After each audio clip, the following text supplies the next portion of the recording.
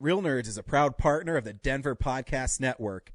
In the shadow of the mountains, we speak. Coming to you from the X-Axis, it's John of All Trades with your host, John X. Welcome to this John of All Trades podcast promo. Each Wednesday, I bring you a brand new interview with someone fascinating and ask the question we all ask when we meet someone new. Hey, what do you do? It's fun, informative, and it's the 2017 Westward Reader's Choice Award winner for Best Denver Podcast, iTunes, Stitcher, and johnofalltrades.us. Oh, hi, podcast listeners. There's many ways you can listen to the Real Nerds podcast.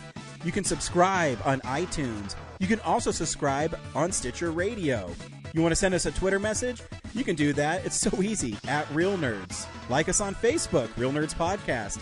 You can visit our website, realnerdspodcast.com, where there'll be a lot of articles for you to not only read, but to listen to our previous shows. You can also call us, 720-6nerds5. Thanks for listening, and enjoy the show. Hi, this is Georges Genti, and you are listening to Real Nerds Podcast.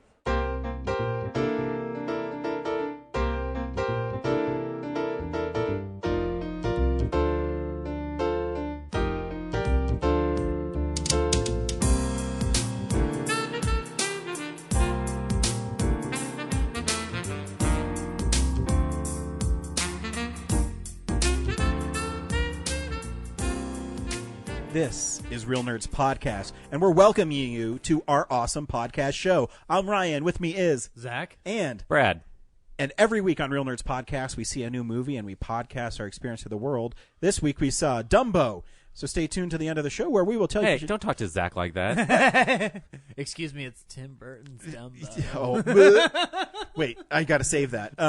So stay tuned to the end of the show where we'll tell you if you should see the movie or not, and then play the trailer, and then spoil the movie. We also have a live show May 6th at the Bug Theater, and it's not just any live show. It's our 400th consecutive week of doing a show. Actually, it's more than 400 consecutive weeks. It's just our number 400th episode. So there'll be fun times had by all. I'll be your host, and we're going to go down memory lane. I'm going to embarrass every single one of these guys up on stage. Basically, I'm going to pull down their pants, and there's going to be it's not going to be like underwear. It's going to be like another pair of pants. It's going to be like those nesting dolls from Russia. And we'll see how many pants we can pull down. Or you mean like Russian Doll now on Netflix? I still haven't seen that show. I gotta get doing those cock push-ups then. Yep. You only need to do one. Okay. And the show is free, by the way, so come on. Yep. How's everybody? Oh, yeah, it's free. Yeah, free. And also, we'll be at Denver Comic-Con. Denver Pop Culture Con. And now we're kicked out. You can stop by our booth and record with us. Just like last year, if you want to see kind of what we do, there is tons of interviews online that we did from last year. I will point you to one I really like. I listened to it recently again. Is Liv Hayden was an author, and we bonded over Zombievers. Mm-hmm. That's a really fun one, and you should definitely check that one out. She's a really nice lady. And for some reason, I really enjoy interviewing authors. I think they have really fascinating stories to tell. They better. No, I hope. But, sometimes you go into that where is a writer boring? But I guess that's just a preconceived notion. They're like Millhouse or something, but they're actually funny and good stuff. So hopefully we'll get more. And, as the con gets closer, hopefully we'll have a little more set schedule on our panels. We usually end up on Sunday. Yeah. So if we're running around, just know. I mean, I did. Turns out they scheduled us for Monday. The con's not even going on. I did 8 panels last year. Zachy did 3. Yeah, and James did 2 that were successful, and one where I was a bumbling idiot. Yeah. Hey, I had to do a Mighty Morphin Power Rangers one, and I knew absolutely nothing about it except the Pink Ranger was attractive. The one that went bad had a co-writer of Wreck-It Ralph and Moana on it. I can't remember, but she was on a podcast that I listened to recently, and I was just like, "Oh God!" Did she mention you? No, and I was the whole time I was listening, I was just like, "I wonder if she's going to talk about some idiot she met in Denver." No, so how you bail yourself out when you ever have a Moana person on your panel, and they look at you like you're stupid, just look at them and go, "You're welcome," and then everybody will laugh, and you just sold it. All the women on that panel were very nice at my stupidity. So Zach, if you're ever an idiot, just be like me and keep on fighting through it and just pretend like it never happened. Because It's you got to. literally it's like the end of the first Wreck-It Ralph, where he's like, "I may be bad, but that's okay." Just keep fighting through it. Yep, that's all you got to do. I like it. I love Yep. it. I'm gonna go with that. You from know, now when on. you're interviewing Pink Ranger and you say something to her and she looks at you like it was the dumbest question she's ever heard, and she didn't understand it, and she goes, "What'd you say?" Then just change the question. Yeah. Well, you also had the comfort, or what is it?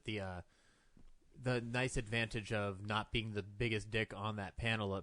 That is true. According to what you told Jason me. David Frank did show up 25 minutes late, and what's the Pink Ranger's name again? She's awesome. Amy Jo Johnson. Amy Jo Johnson, very nice young woman, and we had moments when he was talking, and it was really amazing.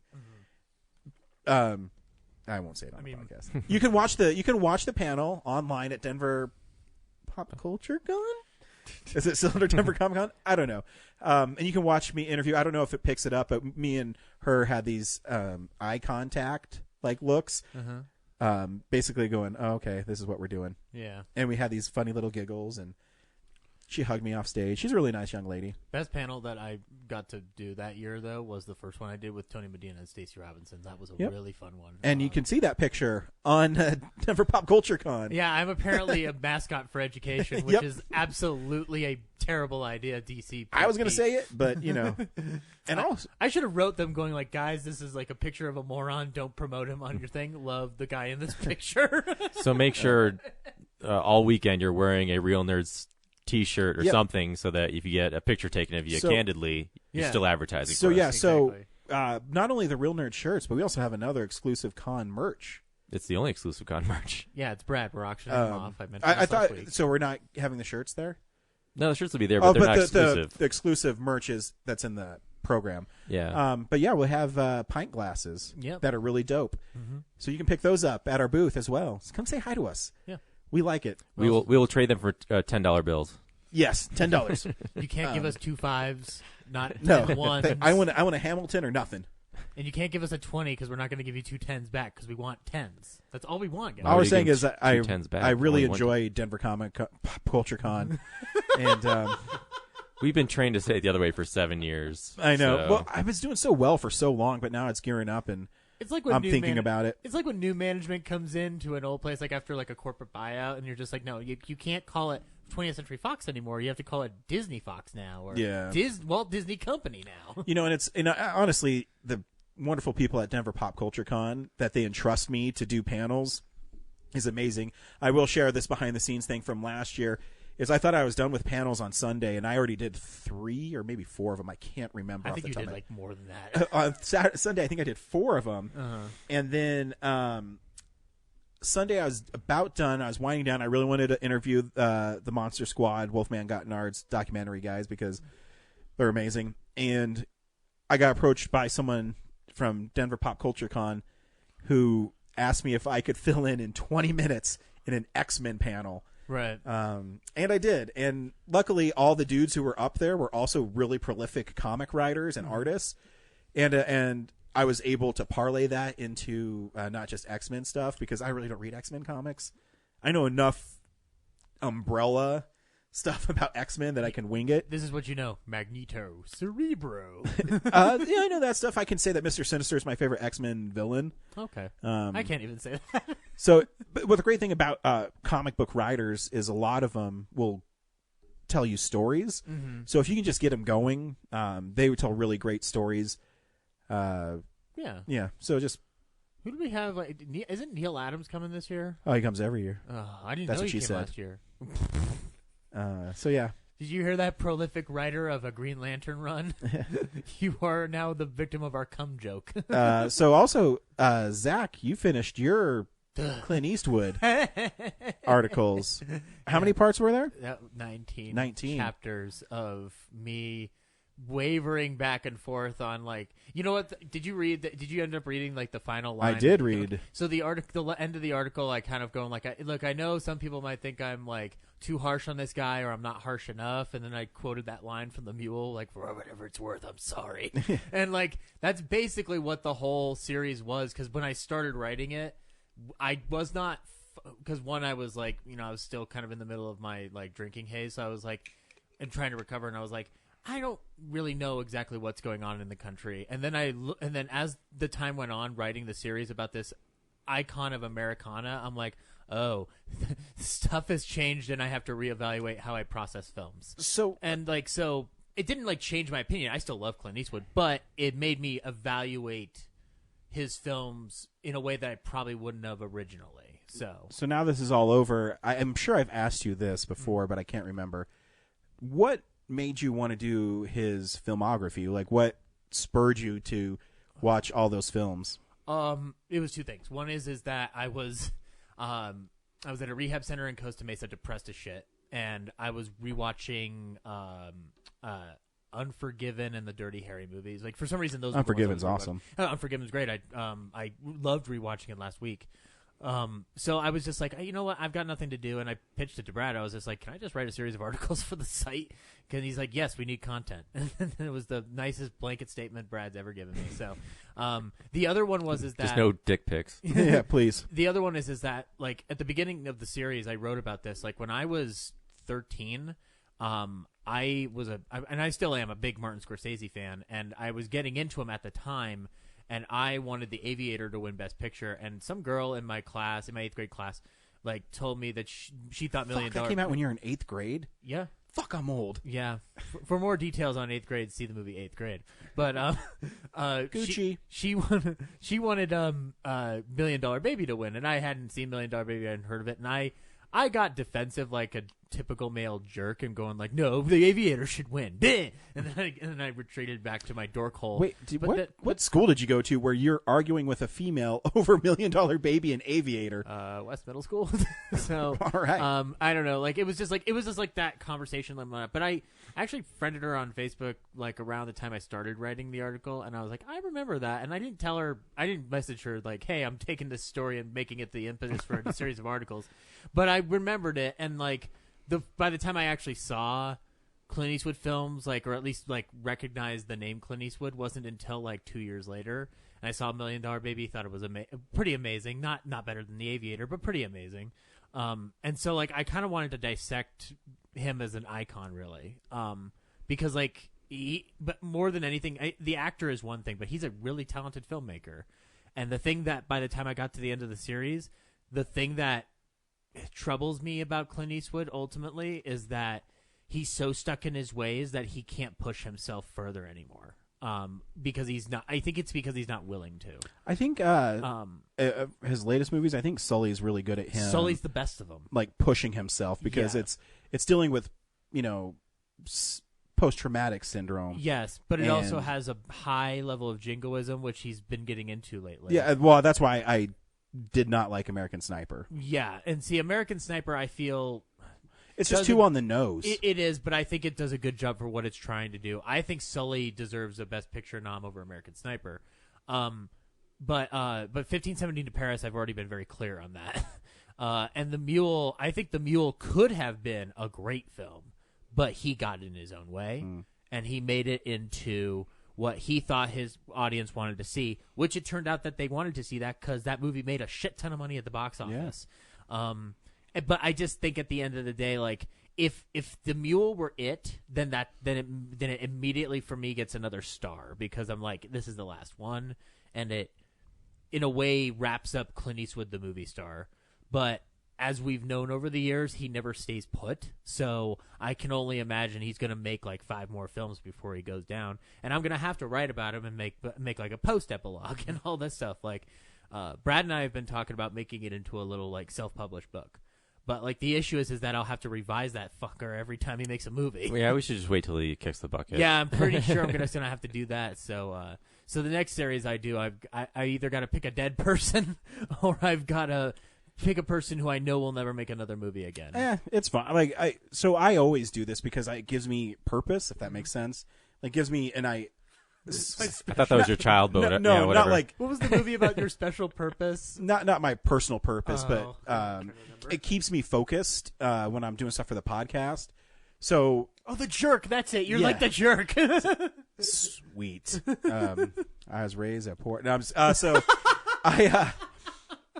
so that's why I do specific actors I like because then you can always focus on something, and that's why you're sometimes I'm pleasantly surprised. Like the Emily Blunt stuff, I was always a really big fan of her, but as you start getting deeper into their filmography and you start exploring them as an actor, it's pretty fun. And sorry, go ahead. And so this Cary Grant thing, I think I'm going to be able to see almost all of them.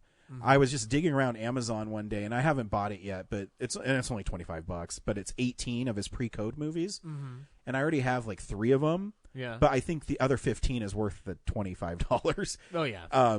If nothing else, to save that in case there's a big fire that destroys all physical media. Right, and so I think I'm gonna be able to get most of them. I think there's just 2 or 3 that might be really hard to find, or just lost entirely. I don't think any of his movies are lost because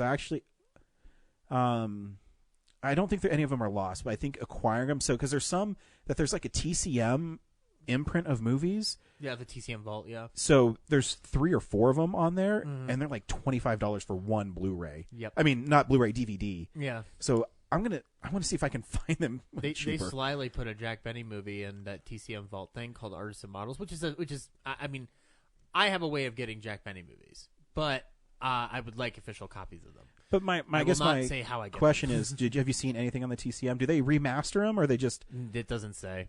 It just says this is the movie. If it's MOD, which it looks like it is, I don't think it's going to be remastered. Bummer. I think it's going to be whatever they have as the source file that they play on the channel. I mean, I guess which it's still means Warner's, I guess. Yeah, which it means it might be as updated as it can be. But because yeah, I'll talk about a movie I saw this week that is only available on Amazon Prime. Nice. I mean, that's the salvage of like digital streaming, is that you can watch some of these films that are otherwise completely inaccessible. Like I still so I was gonna say this. I've narrowed down to the 4 subjects that I might cover for the next article series. Only one of them is still active in the industry. The other 3 are dead. It would either be the Coen brothers, Jack Benny, George Burns, or Alfred Hitchcock, because those are 4 subjects that I'm interested in. I had a friend who did an Alfred Hitchcock one. I'm really interested in doing it from the perspective of really getting to examine his early silent films. Yeah, because a lot of them are available on Criterion, and also his later stuff like Family Plot and Frenzy, which are films that I think get inappropriately maligned. I think he might be fun to watch because you could see his growth as a filmmaker. Right, and the key on that one would be I get to talk a lot about Alma Revel, which I believe is the secret to the entire Hitchcock operation, is his wife. Outside of Hitchcock, the showman, and stuff like that. But like, I mean, with Jack Benny and George Burns, the issue with Jack Benny is that it would be a dissection of a star that should have probably never been in movies, but he got like really good ones somehow, and he was great in them. With George Burns, it would be, okay, he did all these movies in the 30s and 40s, and then stopped for 35 years, and then came back all of a sudden, which I find utterly fascinating. And then the Coen brothers, because they're the fucking Coen brothers, and like we can talk about them for fucking hours. So, or at least I can. I don't know about you two. But so yeah, like my whole thing is like, if I'm gonna keep writing about stuff, I want to do it where I deconstruct something a little bit as best as I can. Like with Cary Grant, I'd love to do it, but I also let me know. I got the movies. I'm also aware that like if I did Cary Grant, that like I would want to I would have to also watch another actor to do a comparison by. Like I was thinking about it. Jimmy Stewart might be a good one. I was also gonna say Gregory Peck. Gregory Peck. Gregory Peck is like.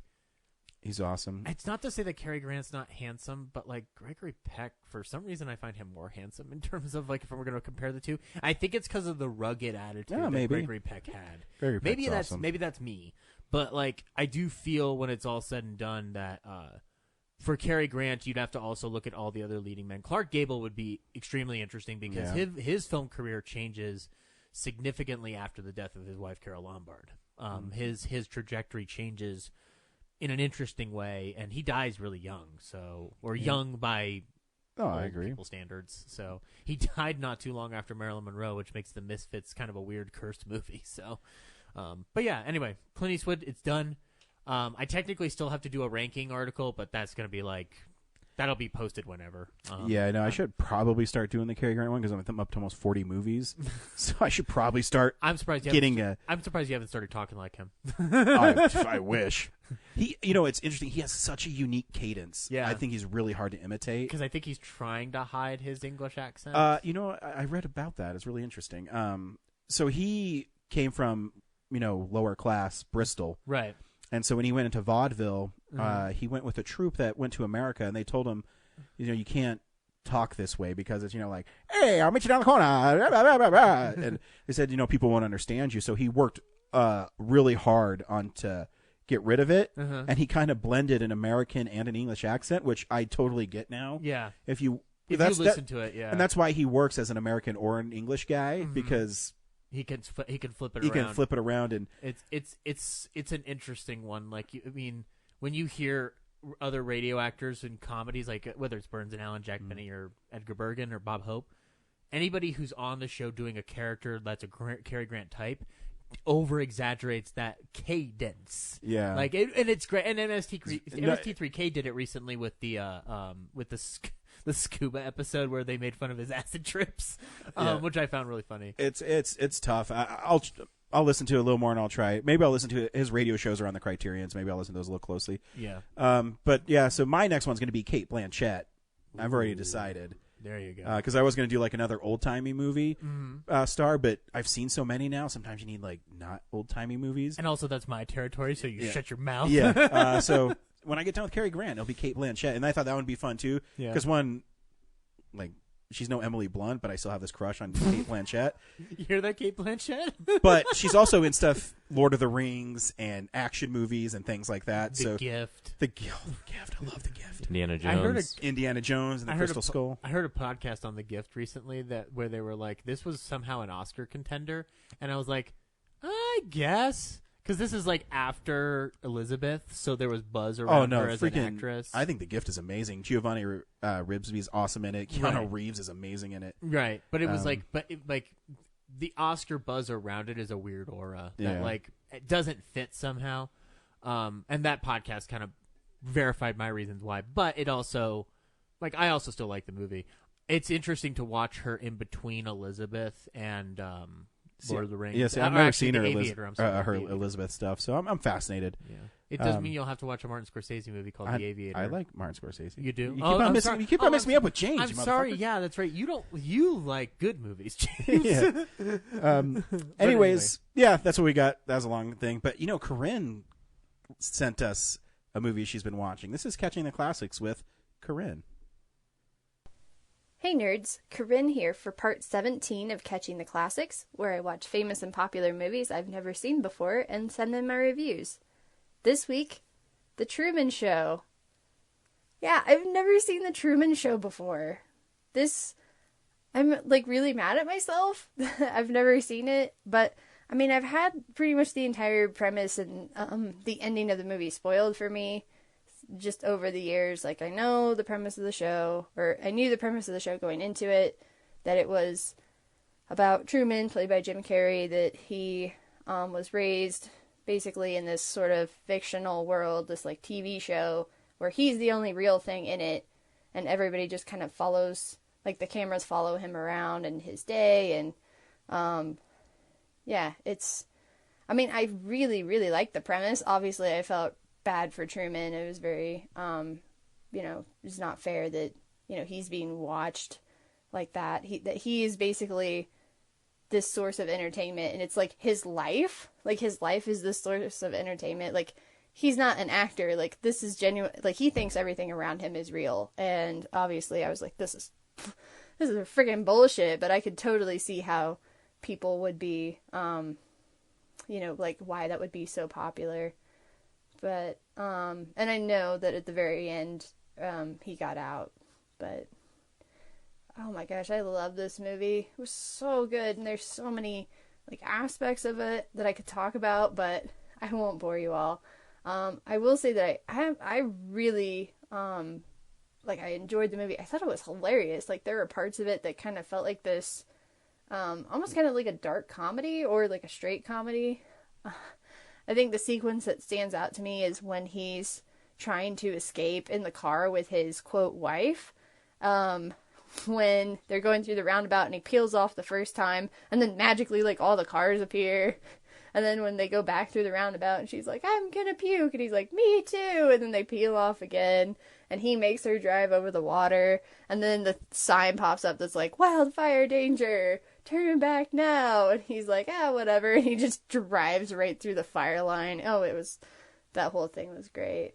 I mean, yeah, I laughed way too hard at this movie for it. I mean, it is kind of a comedy, but it's almost like a perfect mix of like drama and comedy. So it's really good, and everybody in this is fantastic, especially Jim Carrey. I think this might be my favorite role of his. I haven't really seen him in a lot of his dramatic stuff, so yeah, I guess I'm maybe a little bit not biased, but I have a small sample size in that way, I guess. But I think this is probably my favorite role of his that I've seen. But yeah, everybody did a really good job, and I loved the way it was written. I loved the ending when we kind of have this creator-creation dynamic between Truman and Christoph, and you know, Christoph like doesn't want to let him go, like thinks of him with this kind of like fatherly type of love, but it's in this very like kind of in an inappropriate or at least an unethical way. Like he's a father to Truman, but in like the worst sense, right?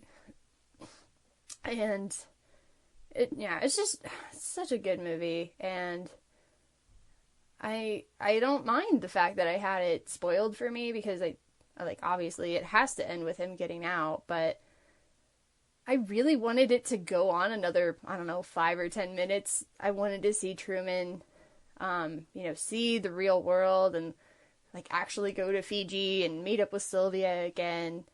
And I know that that's not the story they were trying to tell, but that's the story that I wanted. So part of me had to be like, no, like that's not the point. That's not the story.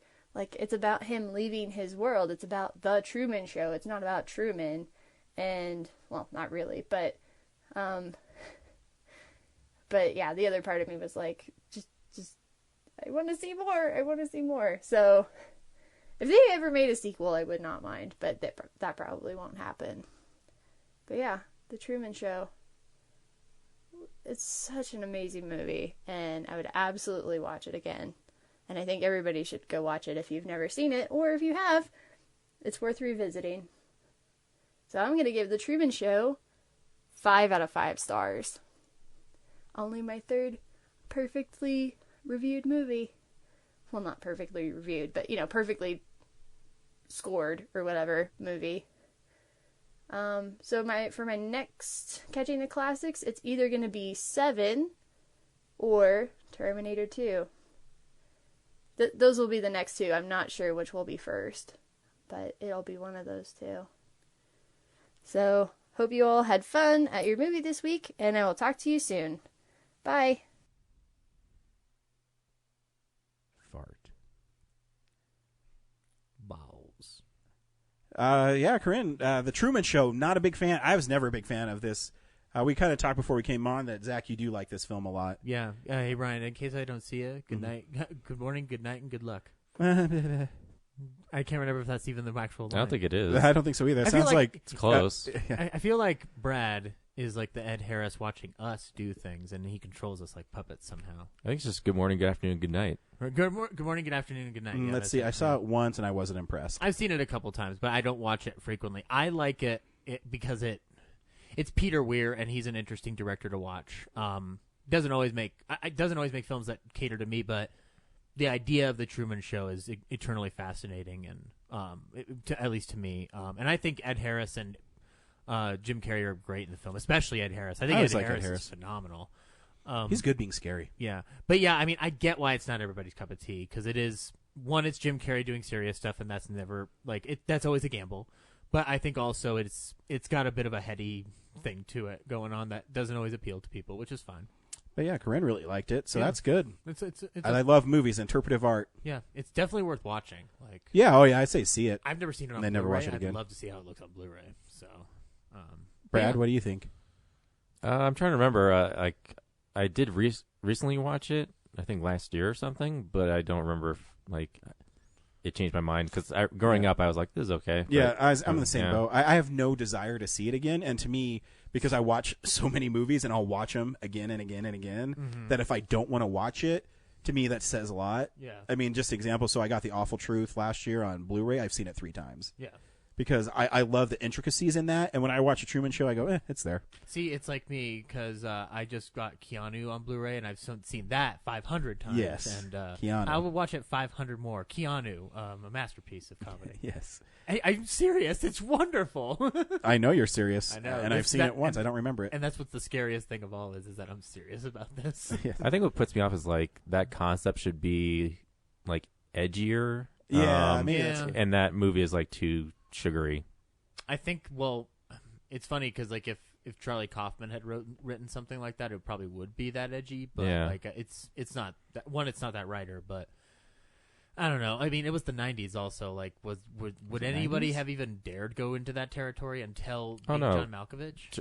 Jim Carrey at that time was a $20 million movie star. Yeah. They're not going to put him in a That's true. movie that's going to make him look, Did you not like a hero. I mean, if you watch that Jim and Andy thing, they put him in a really serious movie, and he lost his goddamn mind. So, it's a great documentary, by the way. I mean, if you don't like that movie, you're probably not going to like that documentary. So, Ryan, don't watch it again. Okay. Brad, is there something happening around town? You bet. Oh my God, Brad's going around town again. He's in his van to lure kids there to take him to the movie theater with What him. the fuck? Here's the thing: we didn't have one last week, and so I edited the show last week, and I was waiting for that, and I was like, oh yeah, Ryan's not here. There's not going to be any fun songs. But he's not taking the kids in his van to kidnap them. By the He way, just watch your wants- levels. Hell, He just wants to show him a movie at the drive-in this with got kids in. This is- the van again. this got dark quick. He's going to park in the 3rd row because he wants to be close to the theater so it don't be me. Brad split. And then Brad's going to go to the... He's going to go over to the... Wait, I'll change it up to Bruce Springsteen. And then Brad's going to go over to the Yeah, you'd know if you'd popcorn been there. stand and the refreshments. And the kids are they're going to want some of that candy. And Brad's going to say, "You got the candy." I can't do it for that long. That's too hard. I think that's a That's sign what she that said. you need to stop this one. Brad, what's happening around town?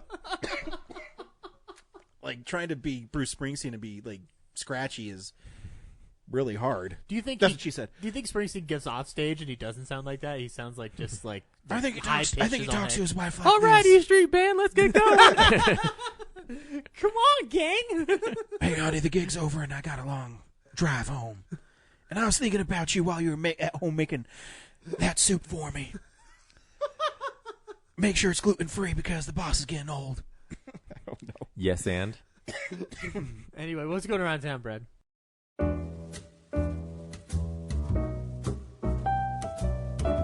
Hey, film buddies, follow me around Denver.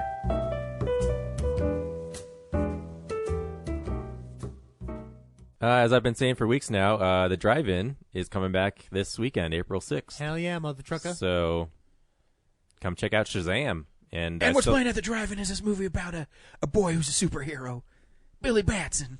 Okay. a wizard. It's like a 40s serial, but set in the modern day. That is what that movie is. It's pretty fun. Yeah. Is there any other announcements on other films that are playing, or is it just Shazam right now? If there is, I haven't seen it yet. So It'd be sweet if it was like Shazam, then Captain Marvel, And then Twombly. and then us. I doubt it's Captain Marvel because it's That'd be so Disney and it's really expensive and to there'd be program 2 those. Captain Marvels. But it would That'd be like awesome. so far out of its run at this point that it might be cheaper to get it, or it is. Or I is mean, it it's a still. flat I rate? think it's still making like $25 million. Yeah, maybe a little too soon. But Maybe- yeah, probably Us, maybe, or Maybe End with Us and maybe Wonder Park or yeah, Wonder How Park to probably, Train the Dragon or something. or yeah, Dragon. or probably. Tim Burton's Dumbo. Mm-hmm. Yeah, I probably one of those kids movies they'll Yeah. probably put in there. Makes sense. Yeah, although Shazam is kind of a kids movie, but They should change it up and do Mallrats. Yes.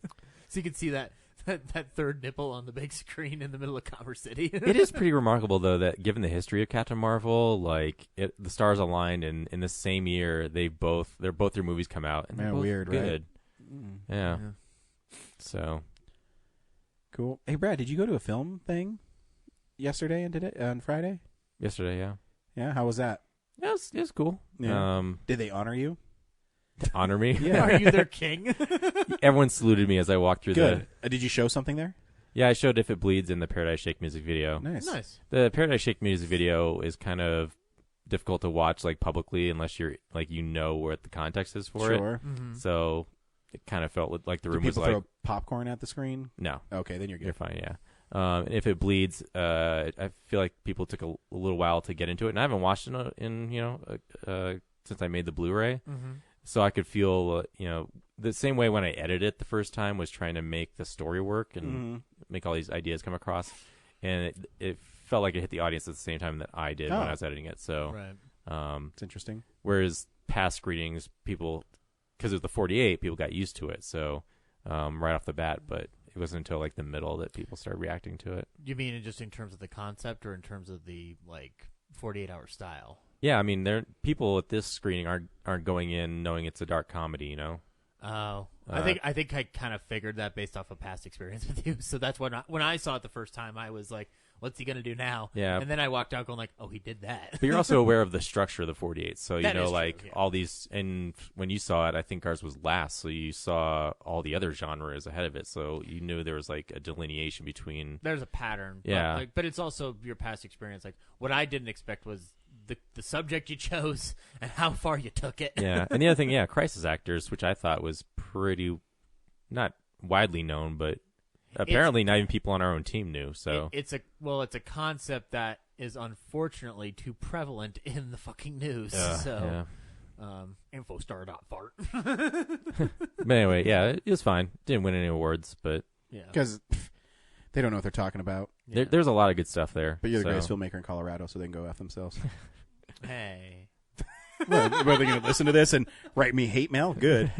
I'm always going to defend Brad. I don't care what anybody People else are going to says. be picketing our live show outside with signs. Yeah, I defend everybody. You know how hard it is to defend Twombly? And I do it all the time. People come up to you while you're doing your patrols. Yeah. Like, you told me Tommy was great and it sucks. Fuck you! What kind of police force do we have when they lie to you? And that's when you get a phone call from me. Hello? Ryan, you thought it was over just because I am dead. It's not over. And here's a story about Ryan's friend, Zach, who wrote a movie about old-time radio. It was boring as shit. Jigsaw and Bruce Springsteen team up to. Yeah. Let me tell you about this film. That black and white and sucks. I still need to watch that Netflix special, by the way. Fuck.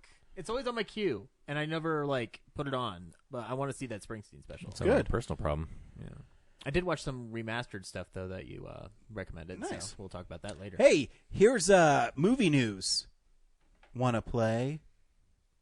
It's real news. Oh boy. I'm curious what you think about that. Yeah, Mark Hamill is gonna be the voice of Chucky. I think in it's the pretty Child's awesome. Play remake. Because, the one thing, when I saw the trailer for Child's Play, I didn't understand what they were going for, and I thought it was an unusual choice for them not to reveal Chucky's voice. Mm-hmm. And I thought that might be the hardest sell for fans who are already kind of, I don't know about this, but having Mark Hamill do it is pretty awesome because his unhinged Joker is amazing. It's impressive. I guess they didn't release it in the trailer because they didn't have it yet. Oh, probably not. No, I'm Which is why guessing this they're is news probably now. trying to lock him down or Yeah. something along the lines. And it'll be he's a great voice actor, and I'm not just talking about Joker. I mean, he's great in a lot of stuff. My only frustration, and I love Mark Hamill. I love Mark Hamill. The voice of what he guest starring on The Simpsons in the Bodyguard episode is one of my favorite voice performances of all time. But I love Brad Dourif a lot. Yeah. And it sucks that he's not going to do it. I wonder if we're going to hear Mark Hamill scream, "I'm going to fucking kill you, bitch!" Oh, it'd be so awesome. I'd be really happy. Well, have you seen Body Bags? Mm-mm. Oh, I should let you borrow that. Yeah. You want to see crazy Mark Hamill and say crazy things, and see his ball sack, then I'll let you borrow body bags. What? There's some things, Brad. You had me at ball sack. If you dig into Ryan and mine's world, you'll find things you wish you never saw. And Mark Hamill's butthole and ball sack is one of them. Motel Hell's another one. I'll let you borrow it. Yeah. You only really need, so it's an anthology. You only need to watch the last one, and that's the one with Mark Hamill, and it's actually really good. Can you send me the time stamp of the butthole? Yes. Okay. Actually, I'll just take a photo of it Yeah, just on my 4K and send it to you. don't even give me the Blu-ray. You could just go to his website, butthole.stamp.fart. It was interesting. I was Does Kevin Smith know that his butthole's exposed? I was listening to the commentary. It has John Carpenter's wife on it, and Sandy King. Sandy King, and who's else? I think John Carpenter's on it with her. And they talk about how it was supposed to be on Showtime, and they edited that out and they put it back in for the Blu-ray because it's unrated. Mm-hmm. And they go, "Oh, we forgot about that." Yep. Was he playing an NBA video game while he was saying that? Smoking a cigarette? Be awesome. I don't fucking care. Money. I love John Carpenter. But we have another piece of casting news which made me happy. Cillian Murphy is going to be in A Quiet Place 2. I like that people are finally putting Cillian Murphy in fucking things because I've been wanting this since, I don't know, forever. Like, we never seem to put him in anything except for Christopher Nolan movies, so. I really want A Quiet Place 2 to be Emily Blunt just walking around with a shotgun and killing things. Can I have that? Maybe she can kill Cillian Murphy, as long as Cillian Murphy gets some screen time, guys. Even if she kills her own kids? No, so they get eaten by the monsters, and she'll say, "You forgot this snack," and she blows off their heads. She's like, "Can you hear this?" Ooh! Boom! Fuck, God, I love Emily Blunt. Have I ever said that? Yeah, I mean, I don't know if you know this. Can you imagine that? I don't know if you know that she's married to some guy from The Office. I know, and he's awesome too. I know. And then cut to a look from a guy from The Office going like, it's not a visual podcast. Jack Ryan and Mary Poppins team up. Jack Pop. Can Lin-Manuel Miranda still be in it somehow? Oh, yeah. He could be the villain. Oh, my God. That'd be neat. I just want Emily Blunt in everything. Jack Ryan, Mary Poppins versus Hamilton. Ooh. Alexander Hamilton. Can you imagine that? 4 and several. This summer, can you imagine this? I know Hamilton didn't do the declaration. Yeah, it's all right. Aaron Burr. All his stuff he wrote was really boring. Have you ever read the Federalist Papers? Oh, my gosh. Burr, more like blown away. That was dumb. In one more piece of casting news, Disney's still bringing people back from the dead because Don Rickles is apparently going to be in Toy Story 4. How is this possible? Well, I'm sure he recorded it before he died. No, he didn't. That's the piece of this news that's interesting. They have a bunch of outtakes. Oh, yeah. Then they totally discarded lines, and I guess they're incorporating it into the film. Which who'd they just do that with? Well, Carrie Fisher is unused footage for Star Wars Episode 9. They did that in something recently. I don't know, but I find this interesting because Rogue One, what's his name? Peter Cushing? No, I think they just got a voice impersonator for that. Yeah, no, they did some. It might not have been Disney, but someone passed away, and they're able to take like outtakes and put them in. Paul Newman for Cars 3. Yeah, Paul Newman. There we go. Which so they've done this before, but what I find fascinating about that is like when Jim Varney died, they got his friend to replace him for everything else. Well, I think the Slinky was a little more prevalent in Toy Story 2. Yeah. And it had specific dialogue. Mm-hmm. So maybe that's why. Where you can have Mr. Potato Head just show up and be funny. Yeah. I mean, you know what I think they should do is just use audio clips from all his Friars roasts, and for some reason he's talking about Dean Martin. Be awesome. The Mrs. Potato Head lady, didn't she die recently? She's dead too. Yeah. So maybe we'll hear an announcement on that. They probably should have taken both his characters out. You know, as long as he calls someone a hockey puck, I'll be fine. I don't know if you know this, guys. Don Rickles was hilarious. He was the only person who could offend everybody. We did have a death this week. Agnes Varda died at the age of 90. She was a filmmaker from France. So obviously Ryan hated her. But she directed tons of films over the course since the 60s. She was a French New Wave artist. The only one of her films that I've seen is Cleo from 5 to 7, which I saw in a film expression class, and it's actually a really wonderful film. It already just sounds awful. I know. A French film that's art house in a film expression class. Hey, where's Ryan? Oh, he's probably hanging by his fucking neck in the closet. It's that gif from Peter Griffin Yep. that you love. Oh, it's going to be that. But Cleo from 5 to 7 is actually a really good film about a woman who is waiting on whether or not she's going to be diagnosed with cancer. She's just waiting for the test results. And How long does the movie take? It's just a little over 90 minutes. So That's pretty short for a French film. But it is expressionistic.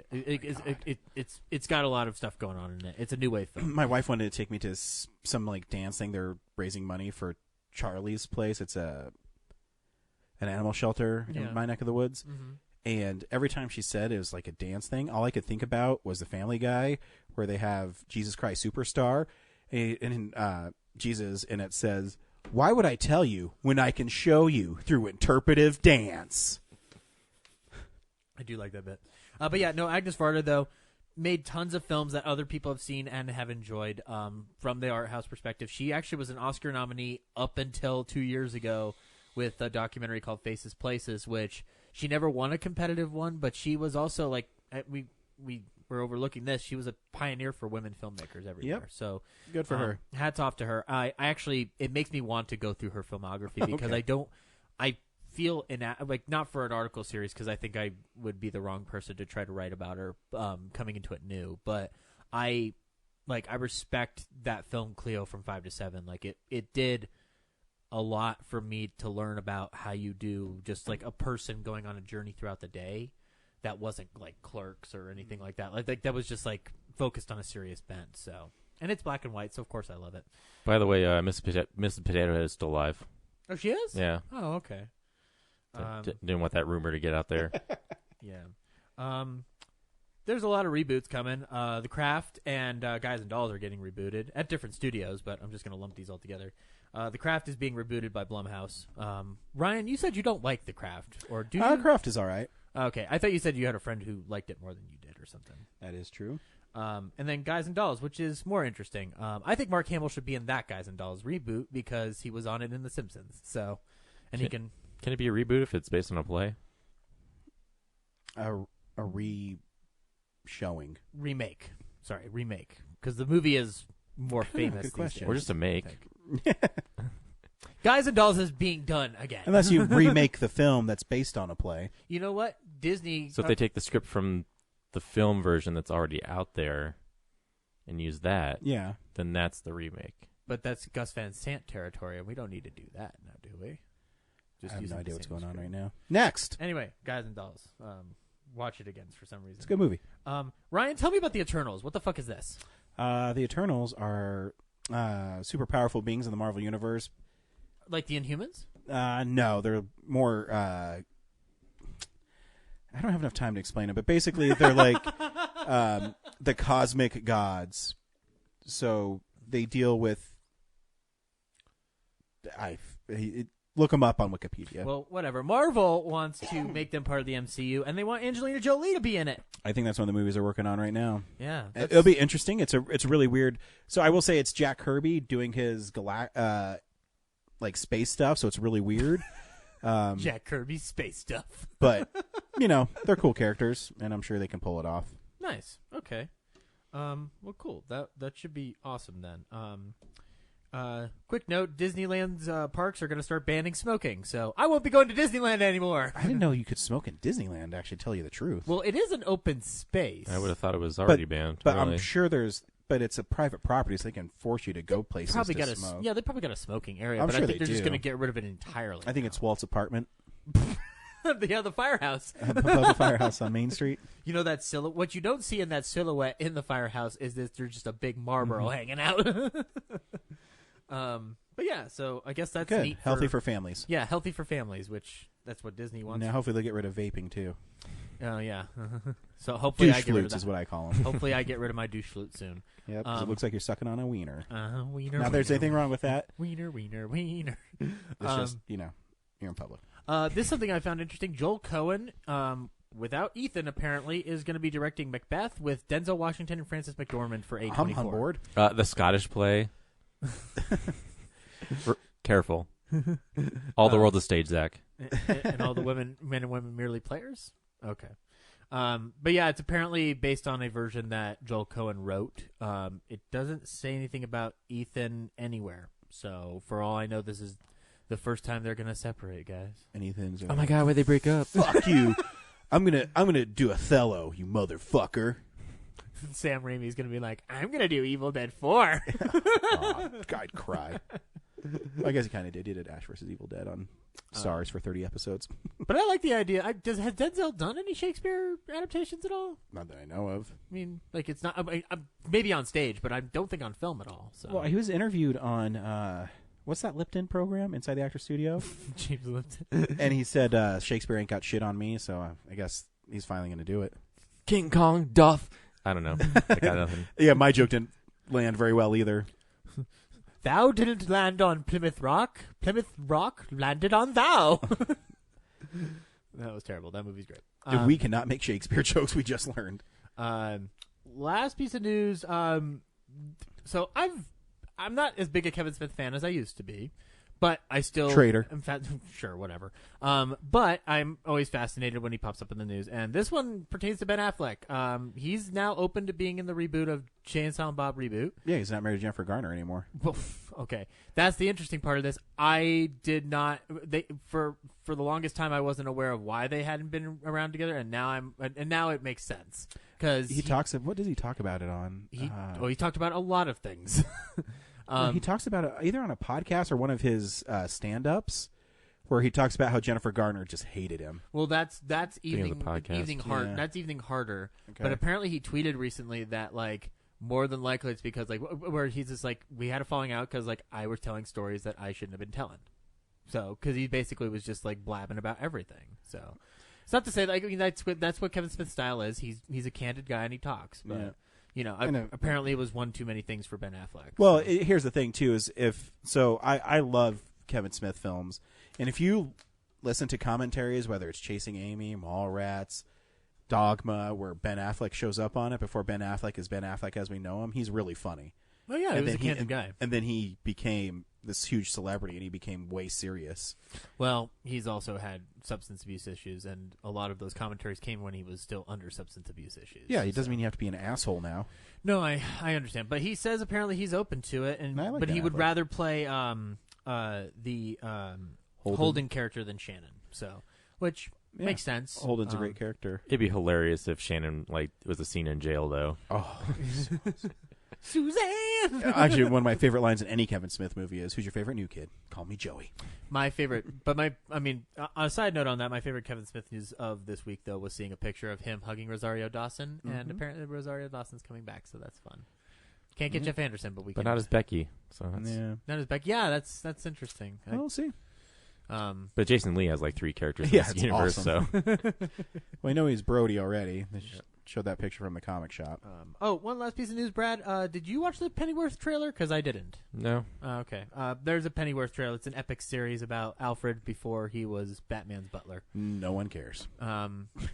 Such a dick. This is basically the TV show version of that joke, and Teen Titans Go to the Movies, isn't it? Should pick up Detective Comics 1000 though. It's really good. Yeah. Apparently, he was a secret agent for a while. So I don't know Alfred's full deal. So And if you like Batman, 80th anniversary, I think it was yesterday. His birthday was yesterday or today. happy Was birthday, it? I thought it was Batman. Wednesday. I got the comic, so Yeah, what cover did you? I waited till Friday and I had to go to Mile High to find it. I got the Bruce Timm one. Oh, fuck, that's what I wanted. I got the Steranko. That one's pretty good though. Yeah, well, I went in weeks ago to say like, hey, I want to reserve it like Detective 1000, and then Andrew laid out like because I didn't know there was a bunch of different covers. Yeah. And he's like, I'll get at least one of each of these in, so pick the one you want, and I picked that one. Yeah, I went. And I also did the Jim Lee one because it's So I went in on Friday, and because I wanted to see Andrew, and he wasn't there, so I was bummed because he sometimes keeps some behind his desk. And so I think he's moved already. So no, he thinks he's on the 20th. I talked to the people there; they said he'll be back. Hey, Andrew, do you? yeah, he says he's coming back and forth for a bit. I hope so because he still has my Oswald the Lucky Rabbit Walt Disney treasures. So Andrew, if you're listening, I need that back because that's out of print. It's funny. I've only met him a few times, but I was very happy to know that he remembered me when I got to visit him. Oh yeah, no, he's a good dude. Yeah, he's I mean, a lovely guy. Someone who can remember thousands and thousands of comics, like, can definitely remember who you are. Yeah, well, and Although so he also did tell me to go fuck myself. So I'm gonna have to retrain the new guy. So Andrew knows that when something with like Spider-Man comes out, he'll just put it in my hold slot. Or if he gets really hard to find Spider-Man comics, he'll put it in my hold slot and ask if I want them. And now I'm going to have to train some new guy. Or That's why I went in last week and I emptied my entire hold slot. Yeah. Do you want to know how much that was? Nice, sure. One. Holy shnikes! Yeah. Yeah, that hurt. But again, I didn't trust that I told Andrew too. I was like, "Oh, are you not shopping anymore?" No, I'm going to shop there. I just don't. The new guy. I trust your judgment, but there's no guarantees. So yeah, so he has to train the new guy. I talked to one of the workers there, Chris. She's really nice, and they're kind of freaking out because I think if they can't find the new guy, then they're going to have to start doing the hold slots and things like that, and whatever. I mean, I'll find the comics. I'm not worried about it, but I think when I was checking out, Bruce was saying something like he was looking to get out of. Yeah, I heard that too, and Andrew told me that he's been saying that for 5 years. Oh, okay. They should get me to do it. Yeah, you should do it. You should call. I mean, I Well, how much? You got to know a lot. Yeah, I mean, just call. I know stuff. I would love to do it, like if I could make it it paid a career. more. Yeah, no way. No, I mean, So I always had this dream that if I won the lottery, I would buy a comic store and just do nothing because that'd be awesome. Would you be exclusionist, just no trickies of that? No, actually, I talk to Andrew about this all the time. I think sometimes comic book people are they alienate new people coming in, and you should make it more welcoming. I mean, this is such a stupid dream, but if I ever won the lottery, I would build a new building. I make it really bright, but put UV protectors on the window so the comics don't get ruined. But I want to make it more inviting because I think sometimes it's intimidating walking into a comic store and being, well, there's 1,000 detective comics. So I mean, which ones do I start in? Which ones do I read? I just had this image of Ryan dressed up like Willy Wonka, but the suit's made of comics. Come with me and you'll see. And then I got to get rid of my bias. I couldn't just have Spider-Man. In a world of pulp imagination. Ryan's comic book shop. Yeah, where's your Batman section? Get out. Yeah. No, I actually still get Batman. It's weird right now, though. I did offer Andrew, I wanted to get their catalog online. So I was like, dude, I'd come in for free and organize all your comics and get them into a database. And he's like, no, we're good. Yeah. So yeah, hopefully. I know I gotta run into him. I mean, I have his phone number. I could call him, but I'm gonna run into there, hang out, tell him he better train so it's already slipping. There was a new Spider-Man comic came out called Spider-Man in the 60s, and there's a Gwen Stacy variant that was not in my freaking hold slot. Andrew would have put that in my hold slot. He's missed a few of mine too. It happens. Yeah, I know. I'm just being an asshole. By the way, those promo cards I gave you, I already dropped mine off at Coins Cards, so you need to find a different place to put yours. Well, I dropped some off there because the stack was getting low. Oh, all right then. So that's good. So I restocked it. I talked to Chris about that. So, I put each of mine through one paper shredder, just one at a time. You're a piece of shit. What's that old Mitch Hedberg thing? As a paper delivery boy, and I had to go to 2,000 houses or 2 dumpsters. Yep, these are movies that are coming out on Blu-ray. Andrew, I'll miss you. I really do. He's a good dude and he's a good friend. But good luck. Always try to find your happiness, and if it's not there, then find it somewhere else. Did you ever find out what happened to Eyes? He got lost. So here's when me and Brad used to be a horrible person, and one single horrible person, and then they cut us in half. He cut us in half, and now we're only partly bad. There's a guy You're connected at the dick who used to. That's why it's so long. There used to be a guy who ran the comic store, and me and Brad used to call him Eyes, and I won't say why, but wow. he was also not that nice though. He was like, if I had to pick a weird comic guy, he was a weird comic guy. And I never knew if he was really looking at me. Was he like comic book guy weird, or? I said, look me in the eyes when you talk to me. He had 2 lazy eyes. Oh, cut this. So me and Brad used to call him Eyes. And this goes back because you did. Yeah. Me and Brad also used to call one of our friends. Do I have to edit now? Oh, no, that's me and Adam used to call one of our friends' girlfriend Shovel Face. I used to be a horrible person, okay? But this is when I was young. I forgot about that. I was in high school. You change. You get older. I'm curious. The time when I left for L.A. before I came back, what you guys used to call me. Hack? douchebag, dumb nuts. Numb nuts. Love it. I mean, to be fair though, we still call you that. Yeah. So nothing's Yeah. changed. Yeah. I mean, I'll call it to your face. Yeah, Numb that's nuts. Yeah. I don't think you've called me hack in a while, but it's good to know it's still around. It is. And that's never going away. DVD releases and Blu-rays. You know what also is around, guys? The Transformers franchise. And this week on Blu-ray, you can get Bumblebee I loved Bumblebee. on Blu-ray and 4K. Yeah. My little I boy got my loved that Steelbook movie reserved. too. That Steelbook actually looks pretty cool. And Bumblebee is the best Transformers movie I've ever seen. Yep. So, Of the three I've seen, it's the best one. also, you can get Best Picture nominee Vice on Blu-ray. No word on a 4K. It's all right. It's good. I wish it had focus. Well, it's like The Big Short but you can't like any of the characters because all the people in the movie are horrible. Well, yeah, but you know, I walked into the Dick Cheney movie knowing I wasn't going to like anybody involved. So, I still like our. It's a little busy too. I don't remember how long ago it was, a couple weeks ago maybe, but we at one point we just said like Tyler Perry should have played Colin Powell as Medea. And I don't know why, but we just laughed at that for a minute. Also, this week on 4K and Blu-ray, The Mule. You can get. I gotta deal them drugs. Yeah. He doesn't sing the end credits song, guys, unfortunately. So I'm sorry if anybody. I'm a mule with drugs. The song is actually the end credits song is Toby Keith, and I walked out of it going great. like, "Oh, Toby Keith, I'm running out of here." I would if I wanted to see if there's a tag. I'd be like, "Fuck Toby." Which Keith. sucks because the last image of the movie is actually pretty powerful, and then I start hearing Toby Keith's voice, and I'm just like, "I'm out of here. I'm out." You know who's awesome though? Sam Elliott, and he's in a movie called The Man Who Killed Hitler and then the Bigfoot, and you can get that on Blu-ray. I've heard this is an interesting film. Yeah, so. me too. That sounds like one that I'll be streaming. You can also get on 4K Hellboy: Blood and Iron, right. the animated thing. Kino Lorber is putting out Green Card, starring noted creep Gerard Depardieu. You can pick that up on 4K if you want. My green card got denied to America because I am a rapist. It was also True story. It was also in a movie with Katherine Heigl. Does anybody remember this? No, because it was creepy. The father's a hero? I don't know if that's really what happened with him, but I think it's something like that. I think it's no different than the situation I'm hearing with the fucking people from Europa Corps. He's in trouble for being a normal French person. Yeah. Wow. Well, he's a fucker. He's a French. Probably has a cigarette. All the French, And he walks around in black and white.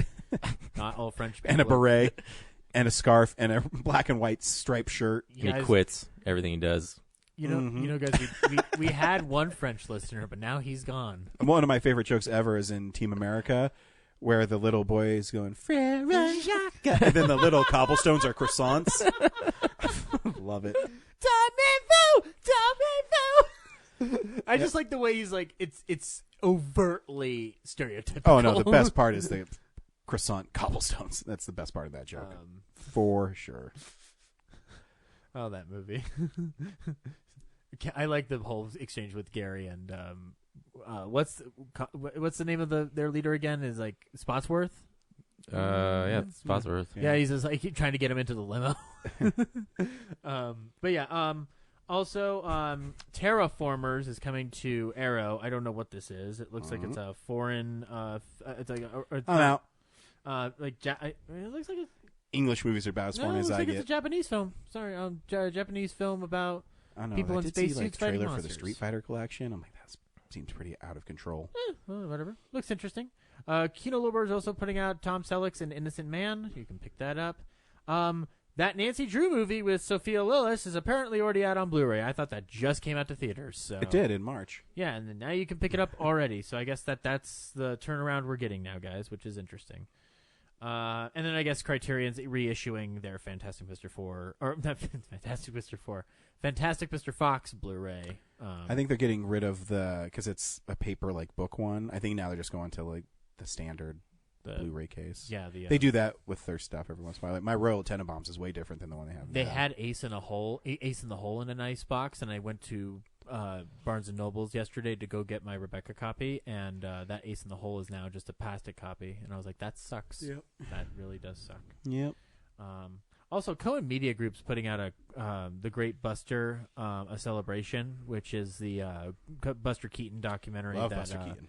Brad and I were trying to see, but apparently left theaters way too quick for us to get there. And then that seems to be it. There's a film called Egg. I don't know what it's about, but it looks like it's a cheapy buy. So, and Help I Shrunk My Teacher, which sure. And anyway, that's Blu-rays. We watch movies throughout the week in a segment that we call "We Watch Movies Throughout the Week." So, this is the stuff we've been watching. Brad, what'd you watch this week? I read that Detective Comics 1000, and the Kevin Smith one I think is my favorite Oh, yeah, of the no, it's stories really because it seems like kind of a mundane. Jim Lee draws it. Yeah, I miss Jim Lee a lot. He's busy running the show instead of drawing. Well, he even said he can't really draw. Yeah. I mean, if you ever read his Hush stuff, he had to draw 6 issues before they would put it out. Yeah. Well, before they put it out because he'd get behind because Yeah. he can't keep up with a monthly schedule because he's an amazing artist. Yeah, really a lot of detail. His Batman is amazing. I love his Batman. Yeah, that story was really good. It seemed kind of mundane, and then cool twist at the end. So is this this is non-50? Is the new 52 gone? I'm really bad behind Fox News. So Well, Batman was forgive my never really. ignorance. Batman's been his own thing. Okay. I mean, even when they did the rebirth and stuff, nothing was rebooted with him. Yeah. Okay. All right. Well, I genuinely did not know. The Death of the Family. I mean, I guess towards the end, the end of that, it changed a little bit, but that was a phone line gimmick. oh no, it's a different one. So it's Death in the Family. Oh. Is that one where Robin dies? Right. And then they did Death of the Family, which I think is one of the most amazing Batman stories ever. Oh, that one I haven't read. I love Batman, but I have not read all the stories. So Neither have I. No, that's a lot. Yeah. 1,000 of them. Just Detective Comics. Well, technically 973, but who's counting? Yeah. I got to the other the CNN decade documentaries. I did all the other ones that weren't the 80s. Oh, you see what the one they're coming out with next? No. The movies. Oh, because I was going to say Are you serious? Yeah. I was complaining about this in my review. We'll get to it later. Yeah, that was my only kind of complaint was that for as extensive as all their portrayals are, they never really cover movie. I mean, the TV shows get 2 episodes most of the time. Yeah. Yep. But they never covered movies, and they didn't cover sports. The only sports they covered was to talk about how sports networks are rising in the 80s. Yeah. I don't know. It's just called The Movies, and I know it's still Tom Hanks, so I don't know how it's broken up. But I think it's May it's coming out. It's just big TV flexing its fucking muscles, man. You know, Yeah. Cinema is The Clinton true. News Network. That's what my Republican friends call it. Yeah. CNN. Wow. And we just call Fox News garbage. So Yeah, so I call it shit. Yeah, so anyway, all those other decades are pretty interesting. Obviously, the 70s was probably the most, I didn't know enough until now, so that was cool. I also rewatched Duets, because that just came out on Blu-ray, thanks to Kino Lorber. Huh? That's not a bad movie. Yeah, no, it's I liked it when it came out, and then rewatching it again now, I mean, when Andre Braugher dies at the end... Spoilers, bro. It seems like a little too much, but that the special features show deleted scenes, and then Bruce Paltrow actually has a commentary track with I think the producer, and then there's a conversation with an interview thing where you can actually watch him talk, and he had throat cancer throughout the whole process, and it took 5 years to make it. I think it only took a year to shoot, but trying to get it made was a challenge. And Huey Lewis came on. He's the last actor they found for Ricky Dean's character. I really like his duet with Gwyneth Paltrow. Yeah. I've never seen this movie. I'm sorry. I'm looking it up. Yeah, early Paul Giamatti, Maria Bello. Holy crap. Oh, no, there's tons of people in this movie. It's one of those... It reminds me of... who's the dude who did the really long... Robert Altman. Yeah, actually, yeah. It's like a shortcuts kind of. Yeah. Well, actually, it's funny because they hired Huey Lewis because of his. They saw him in Shortcuts. Really? Yeah, the casting director recommended all of them in Shortcuts. Oh, yeah. You guys are apparently a minority. It's only 20% on Rotten Tomatoes, but it's a 6 out of 10 on IMDb. Yeah. Well, since you don't know about it, it's a movie about 3 pairs of people who, from different walks of life, that kind of get thrust together, and then they're all kind of. All their stories are converging on this big karaoke contest. Oh, like Nashville, like the movie Nashville. by Robert Altman. Sure, why not? Sure. I haven't Okay, seen cool. it. I like Nashville. I'll watch this movie. But yeah, Huey Lewis and Gwyneth Paltrow he's like a lounge singer, and she's his estranged daughter, and he doesn't want to really have anything to do with her. And she's this lost puppy that just follows him around. I wonder why he's not in more movies. Like, he's pretty good. He's hoping for Back to the I guess Future he Part has 4 another so he can career. write a new Yeah, I guess he's trying to make survive music being a yeah. musician. Does anybody remember the Fox animated show Sit Down, Shut Up? Like, it lasted like for literally only a year. They had a Huey Lewis joke in it where they went into Huey Lewis's private parking lot, and he would have a car for every theme song he wrote for a movie. And at one end of the lane, at one end of the lot, it's Back to the Future, and then there's a bunch of empty space before Pineapple Express. It's a funny little joke. I think the greatest Huey Lewis one. rip is Futurama. Except everything's preserved so well, except for sports. Huey Lewis's sports. Yeah, Sports by Huey Lewis. Yeah, and then Paul Giamatti and Andre Braugher. Andre Braugher's a ex-con, and Paul Giamatti's a corporate guy who's flown around so much that he can't remember what city he's in. Scott Speedman? And Scott Speedman and Mirabello is like the Christian guy, and then like the girl who sleeps around a bunch. Yeah. All the 90s are here. Yeah. It's a big cast. So, soundtrack's good too. Maya Rudolph's in it. Yeah. Wow. She's she's the person who hosts the big event.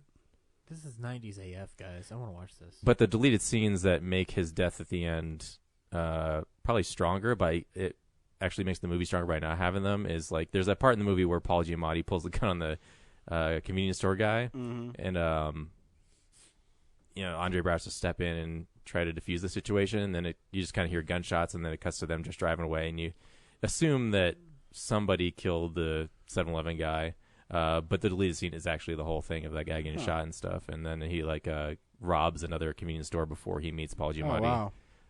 By beating someone over the head with like a glass bottle in the store. Weird. Taking his gun. Yeah. So anyway, yeah, it's an enjoyable movie. And the other thing I watched, oh man, I should have wrote it down. Yourself doing things. Oh yeah, the Karate Kid. I just came from it. Yeah, they're doing they did a 35th anniversary screening of Karate Kid before I came here, and didn't remember like it being as long as it is. It's almost 2 hours. Is it really? Yeah, I don't remember. They had a cool pre-show documentary. So like Ralph Macchio and Billy Zabka introduced. Let's call him Billy. Because it's a little bit of a Cobra Kai season 2 tie-in thing, but the way that they present the old movie is, they're introducing it, but from the perspective of their characters. So Zabka is saying like, yeah, the Karate Kid's about this bully who takes on a bunch of like Cobra Kai guys, and then Ralph Macchio is obviously the other. So that was pretty funny. And then they showed a couple clips from the new season of Cobra Kai, and then I recently watched Karate Kid Part 3. And the end of that movie, the final fight, is kind of like feels like an afterthought. Like, oh, we got to put like another tournament in this movie. But this one, I forgot how like the karate. They're no Jackie Chan, but still like the fight at the end. After he like before he does the crane kick, but after his knee is busted, is actually pretty good. Like, intense. I think it's it's one of those things that.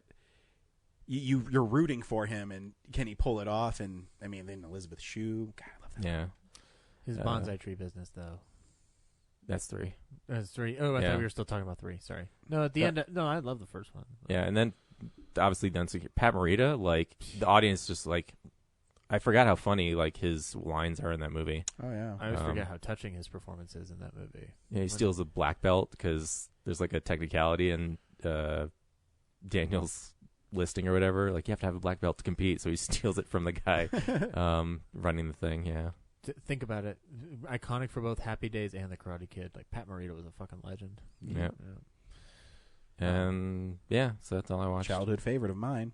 Oh yeah. Zach? Watched a couple things.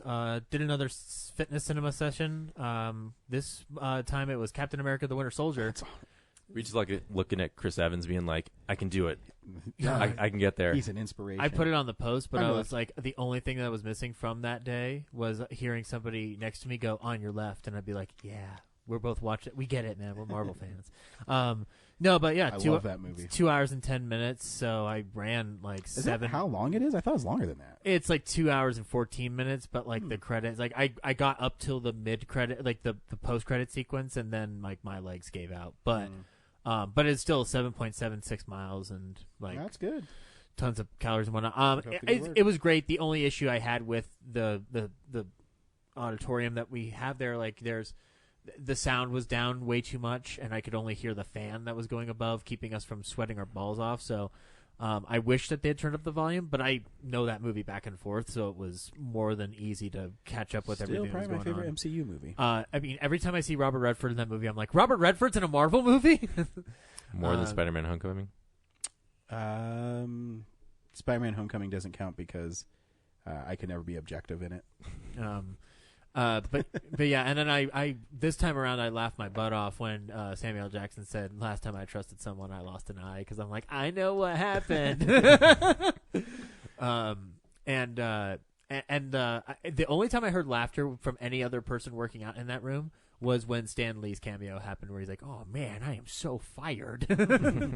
So yeah, still a great film.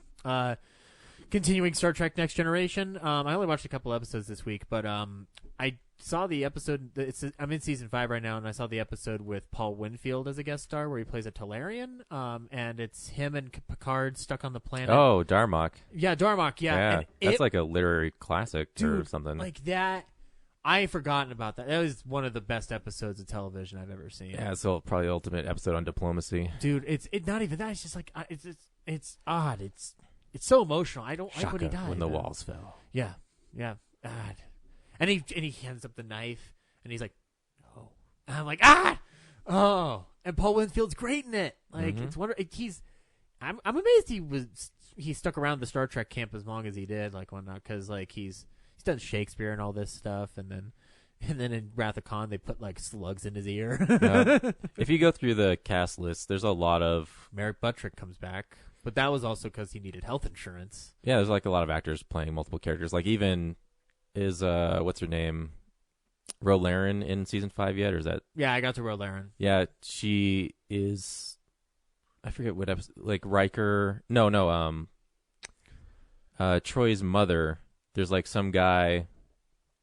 David Ogden Stiers, his character. Yeah. His daughter in that episode is Michelle Forbes. Yeah. Yeah. Which I already saw that one. I mean, like again, I've seen these all before, but they're all coming. Like I'm rediscovering them. The Rolaren one I liked a lot, mainly for Picard's smugness near the end, where he's just like, "Really? Well, this is what I think you did." I don't think he did it like that. No, it's just I can see it. He's just like, "Well, I'll tell you what I think happened." Like, there's an inflection in his voice that I dig. So, but I'm gonna keep going. Obviously, it's Star Trek. I like it.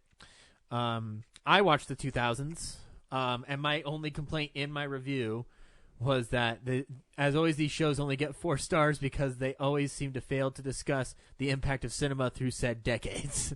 And apparently that's being fixed, so thanks Tom Hanks and Gary Getzman. But yeah, the 2000s one was interesting. A lot of politics talk, more than any of the other decade shows I had seen. Going through the Bush presidency was interesting.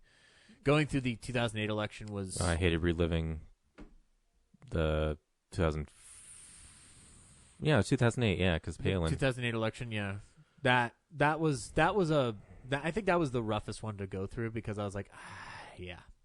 But I mean, like, it's what's interesting is like how intricate it got with everything, and like, I do forget that like Barack Obama like didn't like become like the front runner right away. Like it took time, and it took him a little bit to be Barack Obama. Yeah, it's it's one of the things. I mean, I'll never forget going to his speech at Invesco Field at Mile High.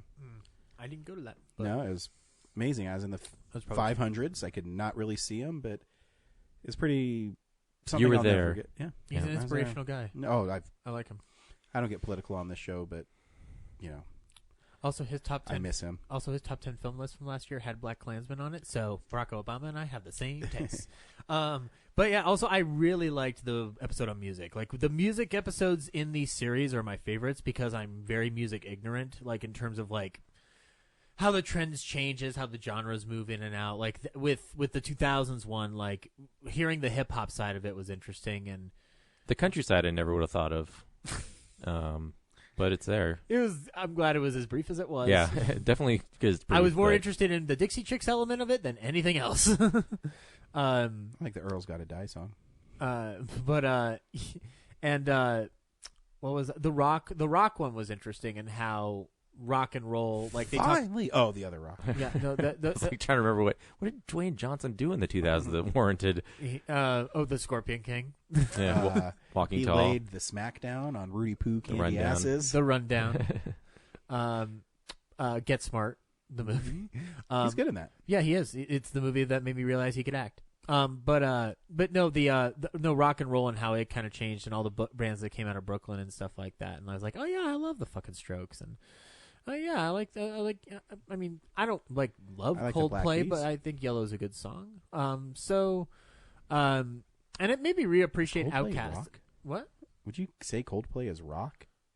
No, but they talked about how it kind of blended a bunch of different things. I'm just curious. It's part of a new British invasion. They said. They said it was they said it was if U2 and Radiohead combined somehow, and it was friendly. So is it U2 before 1992? Because then I'm on board. If it's U2 after 1992, when pop came out, then I'm not on board. It's the 2000s, so I'm not on board. Yeah. Yeah. I think the 80s one actually addressed U2 and how inspirational their songs were, but yeah, by the 2000s it's like I was thinking, Vertigo, okay, that's not as... No, I like old school U2, but I could not. I grew up on the Vertigo song first before I heard any of their older stuff, so that's how I got into them. So I think their last great album was Actung Baby, but I'm not a fan, so who am I to judge? I love the song "Hands That Built America" from the Gangs of New York soundtrack, but that's also because I really like that movie. But yeah, no, and then these are the hands that built America. Yeah. That's not how they sing it, probably. But the tech episode was really interesting too, like how Microsoft just completely lost touch with everything, and Apple kind of surmounting stuff. I had never seen the interface of Friendster before, so that was interesting to see the interface of Friendster for the first time. It was. Oh, MySpace. Oh yeah, they talked. Interesting times. They made a good case for why MySpace was somehow more interesting than Facebook ever will be. Visually, for sure. It's important. And then Facebook and whatnot. Where are you now, Tom? Ground control to Major Tom. Can you hear me, Major Tom? But yeah, and then like I said, the television one was interesting, obviously, because this is the dawn of reality shows.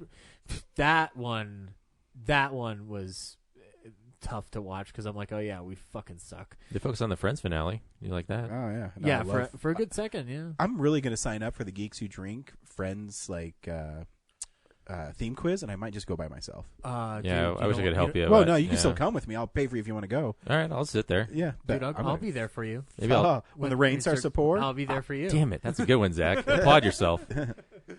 I'm going. I do like. I might be able to solve something tangentially. Yeah. I'm fucking doing it. I remember the monkey episode. Be like, what's that other Jennifer Aniston movie? And oh yeah, Horrible Bosses. Yes, that's it. Yeah. I mean, how far in advance do you have to register for them? I think the Nintendo one was a month or two. Okay. I mean, you can register the day of if there's space. Yeah, I mean, because I know it's coming up. I know that's in the calendar, but I haven't seen anything to register for it. But it's happening, and I'm gonna fucking crush it. I think. Well, it's not the next one, so I think. No, it's. I think you have to wait until at least that. Yeah, I think it's 2 away because I think the next one is Seinfeld. No, there's a Seinfeld one. Game of Thrones, maybe. Maybe it's Game of Thrones. I can't remember. I don't know. If there's a Seinfeld one, will you guys go with me? I like Seinfeld a lot. What's the deal with Seinfeld theme quizzes? But I don't want to be a pirate. No quiz for you. Kenny. That's still one of my favorite Kramer lines. So yeah, the 2000s, it was great. It actually makes me want to rewatch The Sopranos. When I watched that thing, I was like, I want to watch The Sopranos again. Yeah, it's also and 6 Feet Under. Proliferation of like premium television. I saw the clips of Dexter though, and I was like, oh, I remember how that ended. So no. But yeah, and then I rewatched Get Out, which still best film of 2017 for my taste. I mean, Spider-Man: Homecoming, but what do you know? Rewatching it, I kind of like I've seen it so many times now, so I kind of try to watch it from different angles and whatnot, and just like I don't know why he beats himself up over this. Like, it is a horror movie. Like, it doesn't like have the same predominance as like maybe Us does, but Get Out's a horror movie. Like, it's got a mad scientist element to it, and I feel like that's still a thriller though. It's a thriller, but there's horror. Like Silence of the Lambs isn't a horror movie, but it's definitely a thriller. Yeah, but it's got the mad scientist element in it. You see Stephen Root's brain get cut up, and he stabs Bradley Whitford with a deer. And I mean, I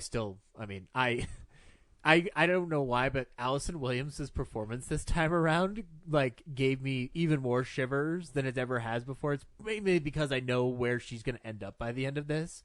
But when she comes out of the house in those fucking like jockey pants and like her hair in a ponytail and just like with the gun, I'm just like, fuck this gal's crazy. Like I just started laughing my butt off.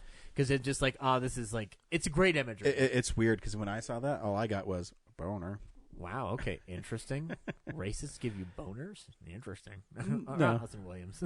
No, her Allison butt Williams. in like polo pants or whatever it is. I guess so.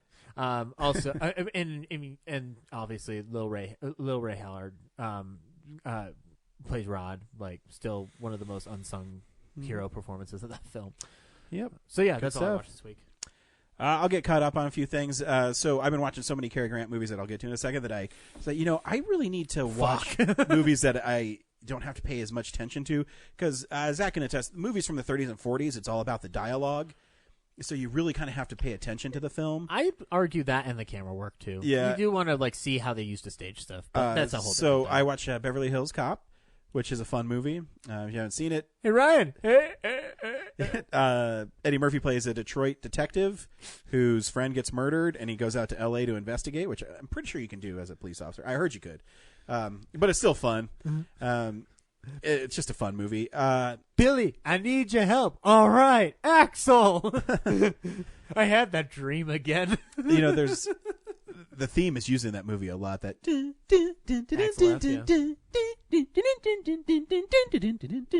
then it's played in the background while dialogue's happening. Do you like that one more than the Neutron Dance from 2? I like Neutron Dance a lot. Well, I'd have to see 2. I haven't seen it in a long time, but the first one's really fun. Yeah, I mean, I'm talking about just the music. Like Neutron Dance, I love that song, and I love how Peter Griffin does it in the first season of Family Guy. So yeah, I it's a fun movie. I haven't seen it in a really long time, and it's just fun to sit back and watch it. I watched Halloween 2018 again. Hollow Green for the first time in 4K. It looks really good. Oh yeah. I love in the 4K you can see his mask cracks and stuff really well. Mm-hmm. I still think it's a really great movie. Probably the 4th best film of 2018. Yeah, some would say. Again, disappointed in the Blumhouse special features. Not that great. But the movie's fun. I have to hope Scream will do something with it at some point. Maybe. We'll see.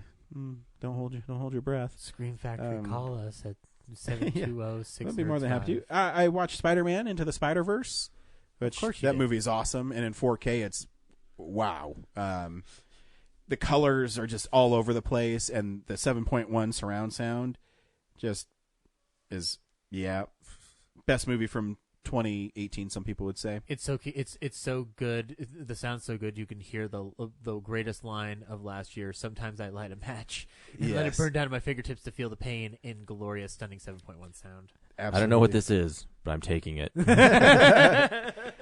I watched all the Critters for my 20th part of Scream Factory Crypt. And what was your conclusion? So the first 2 movies are actually really fun. They're movies about little fur balls that eat people. Yeah. And it's played as a dark comedy. Do they get bigger when they eat people? Yes. Okay. So there is like really big ones towards the end. You've never seen a Critters film? No. You'd like them. They're fun. Let you borrow them. So the second one I think is actually better than the first one. Excuse me. The second one's called Mick Garris's Yes. Critters 2. The main course. Yes. Because it moves a little.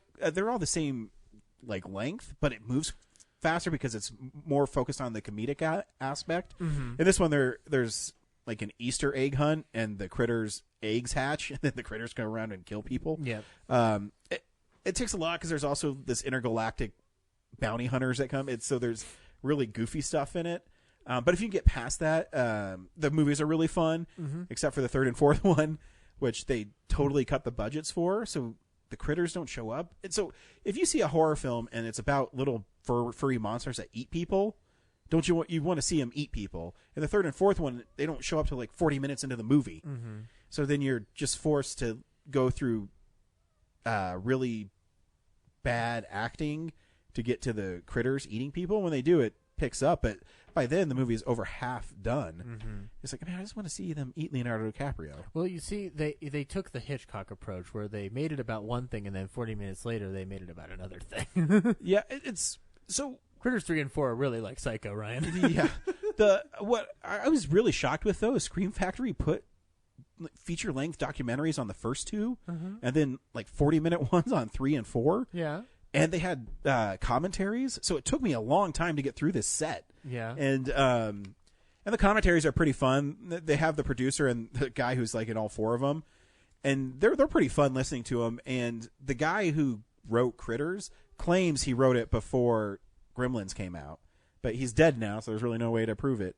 But they do have a great little tribute to him on it too. He's interspliced into the documentaries, and he's a pretty funny guy.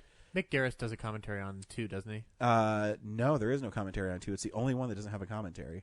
But he's part of the special features on it. It's like Yes. he's interviewed, right? Yeah, he's interviewed. I'm sure he did stuff for Sleepwalkers. So it's fun. I mean, if you want to watch totally B movie monster comedies, it's the worst way to spend 86 minutes. Have you watched the new Binge yet? The Shudder one that the Nix brothers worked on? I've heard it's pretty interesting, and the episodes are like only 10 minutes apiece. So cool. It's I'll pretty check it easy out. to watch. I took my little guy who went and saw How to Train Your Dragon: The Hidden World. Okay. That's really good. I feel the way I feel about all the How to Train Your Dragons, where it's a pretty fun movie.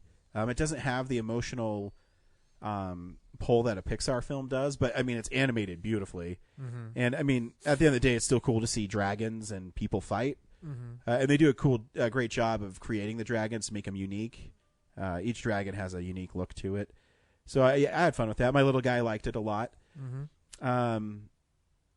I saw Us last week, which is Jordan Peele's new film, and I really liked it. Yes, you did. It was one of it made me think a lot, and I thought the tension in it was really good. I think there is some unanswered questions, and I read things and people trying to explain it. It still doesn't. The tether still doesn't make 100% sense to me. I don't want to spoil the film because it's still pretty fresh, but I need to watch it a few more times because there's little clues throughout it that I picked up a little bit. And the twist ending I saw coming as soon as I saw the opening. But did it detract you from enjoying it? No, not at all. I still think like Winston Duke's really great in it. And the Peter Neon. Yeah, her duality roles are amazing. She's really great in it. Isn't it amazing how she's carved her niche for herself doing interesting voices, like whether it's Maz Katana or Red? Yeah, well, and she's a great actress. So the movie's really well made. I think Jordan Peele is a pretty interesting filmmaker because this is if you're expecting Get Out, you're going to be really disappointed. Oh yeah, because this is to me this is more straight up horror than that would ever be. But I still have when I say some, I still have actually a lot of questions about it. But if I can put aside my differences and what issues I have with it, I think it's a really effective horror film, and I had a lot of fun watching it. Yeah, I keep thinking about it. I'm gonna be my dad wants to see it, so I'm gonna take him. But cool. I still think that final image of the Hands Across America is one of the funniest / scariest things I've seen in a movie in a while. I had an uncomfortable giggle the first time I saw it because it was so ambitious, and I was like, "Oh my god, he fucking did it!" Well, That's I mean, so I'm saying amazing. not spoilers, and Zach's just going to tell you at the end of the movie. But we've all seen it in this room. So. I know, but maybe people listening haven't. You should have seen it already. So I had issues with some of that stuff, and I won't say why, but there's some parts to the Tethered that doesn't make sense to me. Right. That needs, and I understand he's not going to explain it. He doesn't have to. It's a horror film. So I'm interested. I think it's a movie that definitely warrants repeat viewings. I also realized it's one of the most interesting remakes of Chud we've ever seen. Yeah. So I really liked Us. You should definitely check it out. For my Cary Grant, I watched When You're in Love, and this is one you can only get on Amazon Prime. Mm-hmm. It's a Sony Columbia release. It stars Grace Moore, who was an opera singer, and she died, I think, 10 years after this in a plane crash. Mm-hmm. And so it's really a vehicle for her. It opens up with her singing, and my issue with this film is the movie's fun, but then they'll go to an opera moment where she's singing, and it grinds whatever momentum the film has. Yeah. Not because she's has an amazing voice. She's extremely talented, but it's hard to go from Cary Grant is stuck in Mexico, and so she agrees to marry him because she also can't get a visa to get into America because she's Australian. So he needs money to get out of Mexico to pay for the rent he's in. He's also an artist. She needs to get into America, so they agree to get married. She gets a visa. They can both go to America, and he can pay his debt to this hotel. I'm sorry, I'm looking it up because this title sounded familiar. Yeah, no, this is so the scenes with him he's and not her important in this movie at all. No, but the scenes with him and her are amazing. It's really funny because you meet her and she's singing, and you find out what thing she's caught up in, and so he's in his room and he's playing this music, and she comes in and starts talking to him, and the manager of the hotel is going to kick him out. And she says she'll pay for his room because he's listening to not her music but some opera music. And then he says how much he likes her, but he likes her old stuff because her new stuff doesn't have any soul to it. And he doesn't know that the person he's talking about is the performer. It's like me when I accidentally walked into Aerosmith's dressing room. Exactly. So it's really funny, and they're really great together. So they get married, and he keeps on he'll show up at like her apartment and stuff and say, "Now you told me you'd marry me," and it's really good. And then she'll sing a song, and it's like, yeah, it lost all its screwball comedy stuff. Yeah. And she's really talented, and the movie is pretty infamous for having Minnie the Moocher, a song in it that was edited out when it went on. When they released it, the Sony release on Amazon Prime put it back in. Mm-hmm. So it's now like 110 minutes, and most cuts are like 90 or like 100 or something, or 104, something like that. I can't remember off the top of my head. I just read about it online. Yeah, the Minnie the Moocher thing is the big because it was advertised all over the place, and then listening to the song, I guess it's supposed to be risque. I'm like, oh, whatever. It's about a girl 30s who's risque, right? Well, it's about a girl who's a floozy, but whatever. But yeah, no, like. That's an unfortunate thing. But most films of that era, like you will have musical numbers that will just grind the thing for a But halt. it's a bummer because it is. I mean, when she's with him and they're just playing off each other, it's actually really good. Mm-hmm. But that also movie kind of is supposed to make her a star, and she didn't. She only had one more movie after that. Yeah, and then she died like 8 years after her last movie, but she was really well known around the world. I didn't know she was that famous. Yeah. No, I mean, like it's star vehicles. That's what the studio systems did. We still technically do that, but yeah. And basically and it was 37. So Cary Grant was just got done, I think, Awful Truth. Yeah. So he's blown up yet. Kind of starting to get there. Yeah, but he hadn't it's not the Cary Grant. But you can see his Awful Truth, Cary Grant, and he's really good in it. And when she's not singing just the pacing hurts the film. Yeah. But she's good in it. The pacing sucks. Right. I also saw Every Girl Should Be Married, which stars his second wife, Betsy Drake. Mm-hmm. It's her first movie, and again, there's some issues with this movie because it's this girl who's crazy about being married, and Cary Grant. So she's basically trying to trick Cary Grant into marrying her. And Cary Grant is a bachelor, and he's a pediatrician, but he's the really handsome pediatrician that she falls in love with. So she sets up these elaborate schemes to get him to marry her. Mm-hmm. And so it doesn't speak very highly for women. Yeah. The screwball part in it's pretty funny. But it's also he goes away for a long time in it, and the film actually suffers because of it. Yeah. Because you don't see him long enough, so he kind of comes across as an asshole. Where at the end, where her big plan is revealed, spoilers for a movie that's 80 years old, she tricks him into marrying her. She what? Yeah. But he knew all along, this actor that she hired to make him jealous. So he knew, and he decided that he did love her and that he was going to marry her, and that's all she wanted, was to have this house and this pediatrician as a husband. And it's just really misogynistic. Mm-hmm. But there are some really funny moments in it. So now you understand the problem that I go through every time I watch these films and something like those things pop up, and I'm like, but and Betsy Drake, she went on. She was more of a writer. She really didn't star in too many more things after this. Yeah. And she wrote some good films. I have one more with her and Cary Grant. I think it's called Room for One More. Mm-hmm. But she's okay in it. She comes across kind of annoying because when you look at it through like modern sensibilities, you go, you don't need to be married. Mm-hmm.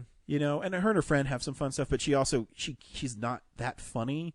So it's hard when he goes away. Yeah. Because you miss him being aloof. It's tough to describe. But it's not a horrible film, but it's fun. But it's tough. It's the same issue I have listening to old Burns and Allen episodes, because I love Burns and Allen, but there's a lot of a girl should be married, trying to trick a man into marriage, kind of stuff where I'm just like, guys. And this is funny somehow, but I like this stuff where it's like the scrappy poor guy trying to like fight his way into society. Yeah. Like Holiday with Katharine Hepburn, I freaking love. I think he's great in that film. Yeah. Again, like you have to. We've talked about this with context. You do have to take these films at their context and at their face value. And you can see. I do know that he fought really hard for her to be in this film, and so it seems like it was a vehicle for her to be in, and he tried to make her a star, and that's fine. That's cool. It's who.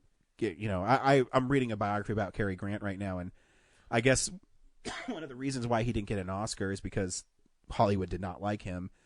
Because after he fulfilled his contract with Paramount, he went he was a free agent. Yep. And he encouraged other actors to be like, don't sign contracts. He encouraged Jimmy Stewart to do it. Yeah, and so a lot of people didn't like him in Hollywood for it. So there's an entire episode of the Jack Benny program where they make fun of Jimmy Stewart being a free agent and Jack trying to get him to do a movie with him. It's pretty funny. So yeah, I'm just beginning. Jack keeps thinking that Jimmy can't get work because he's a free agent. It's really funny. So I'm just beginning in that part. And it's like, and only someone like Cary Grant who has that panache and is like, no, I'm not doing what you're telling me to do. I'm going to do the movies I want to do. Yeah.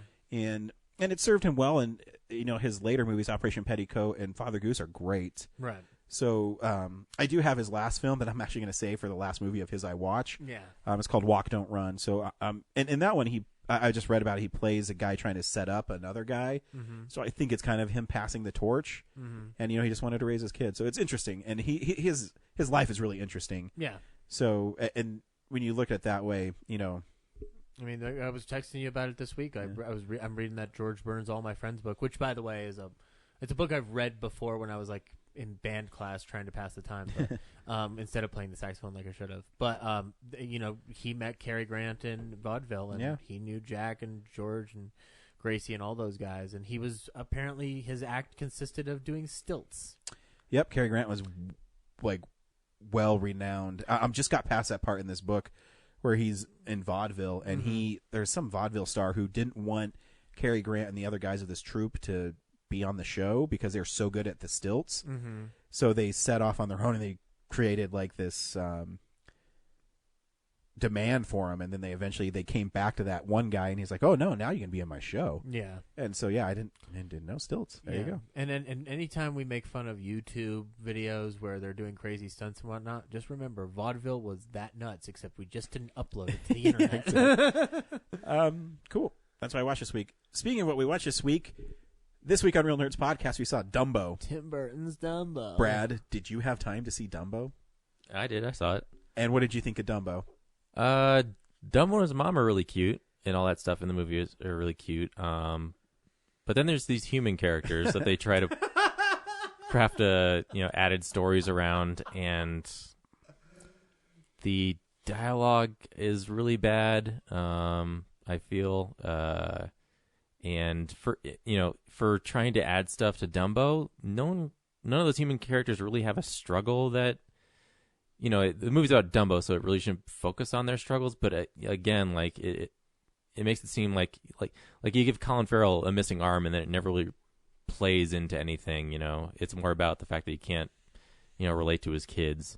So, yeah, I just think it's a giant missed opportunity in a lot of places. And everything else is just kind of a modern version of the movie.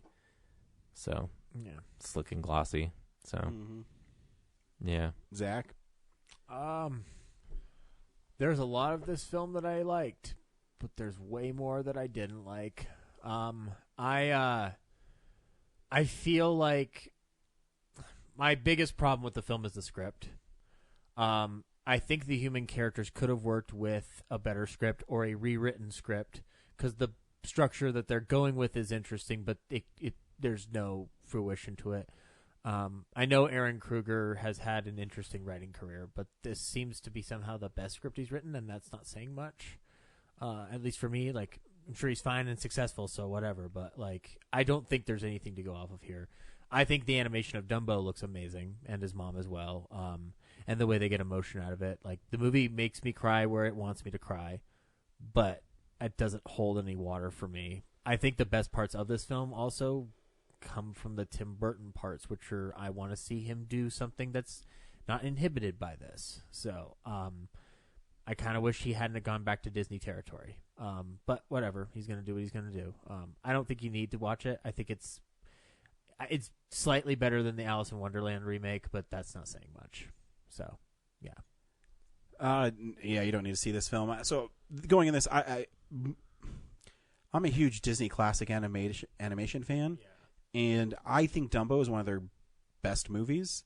So right away, It's part of the Big Five. So I already have apprehension going in. Tim Burton's directing it, so that adds to my anxiety for it, because I don't think he's a good director and or a good storyteller. And so while I'm watching this, it feels like structurally it's not complete. There seems like there's lots missing from it. And sometimes I'm like, am I paying attention to the movie? And then I realize I am. I'm just missing stuff. So when I rated it on Letterboxd, I gave it 2 stars. I gave 1 star because I like a moment with Dumbo.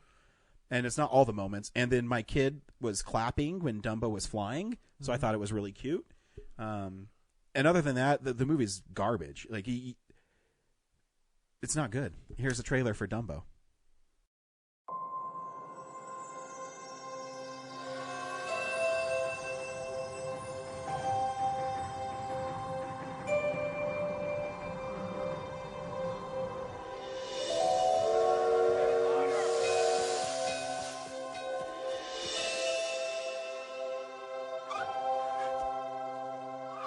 Welcome, baby Dumbo. We're all family here, no matter how small.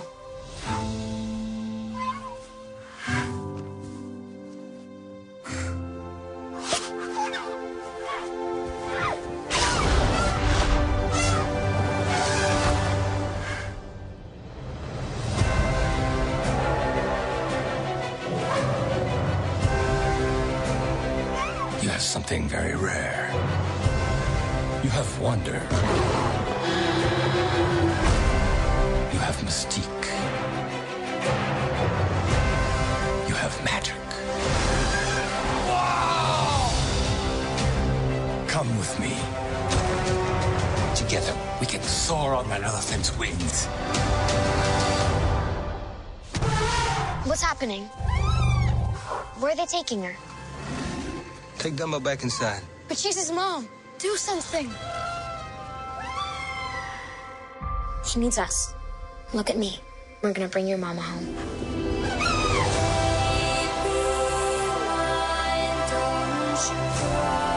He doesn't look like magic to me.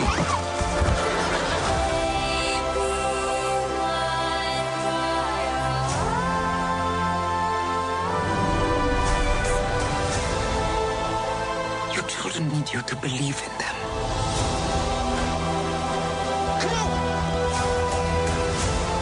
You can do it, Dumbo. Show 'em.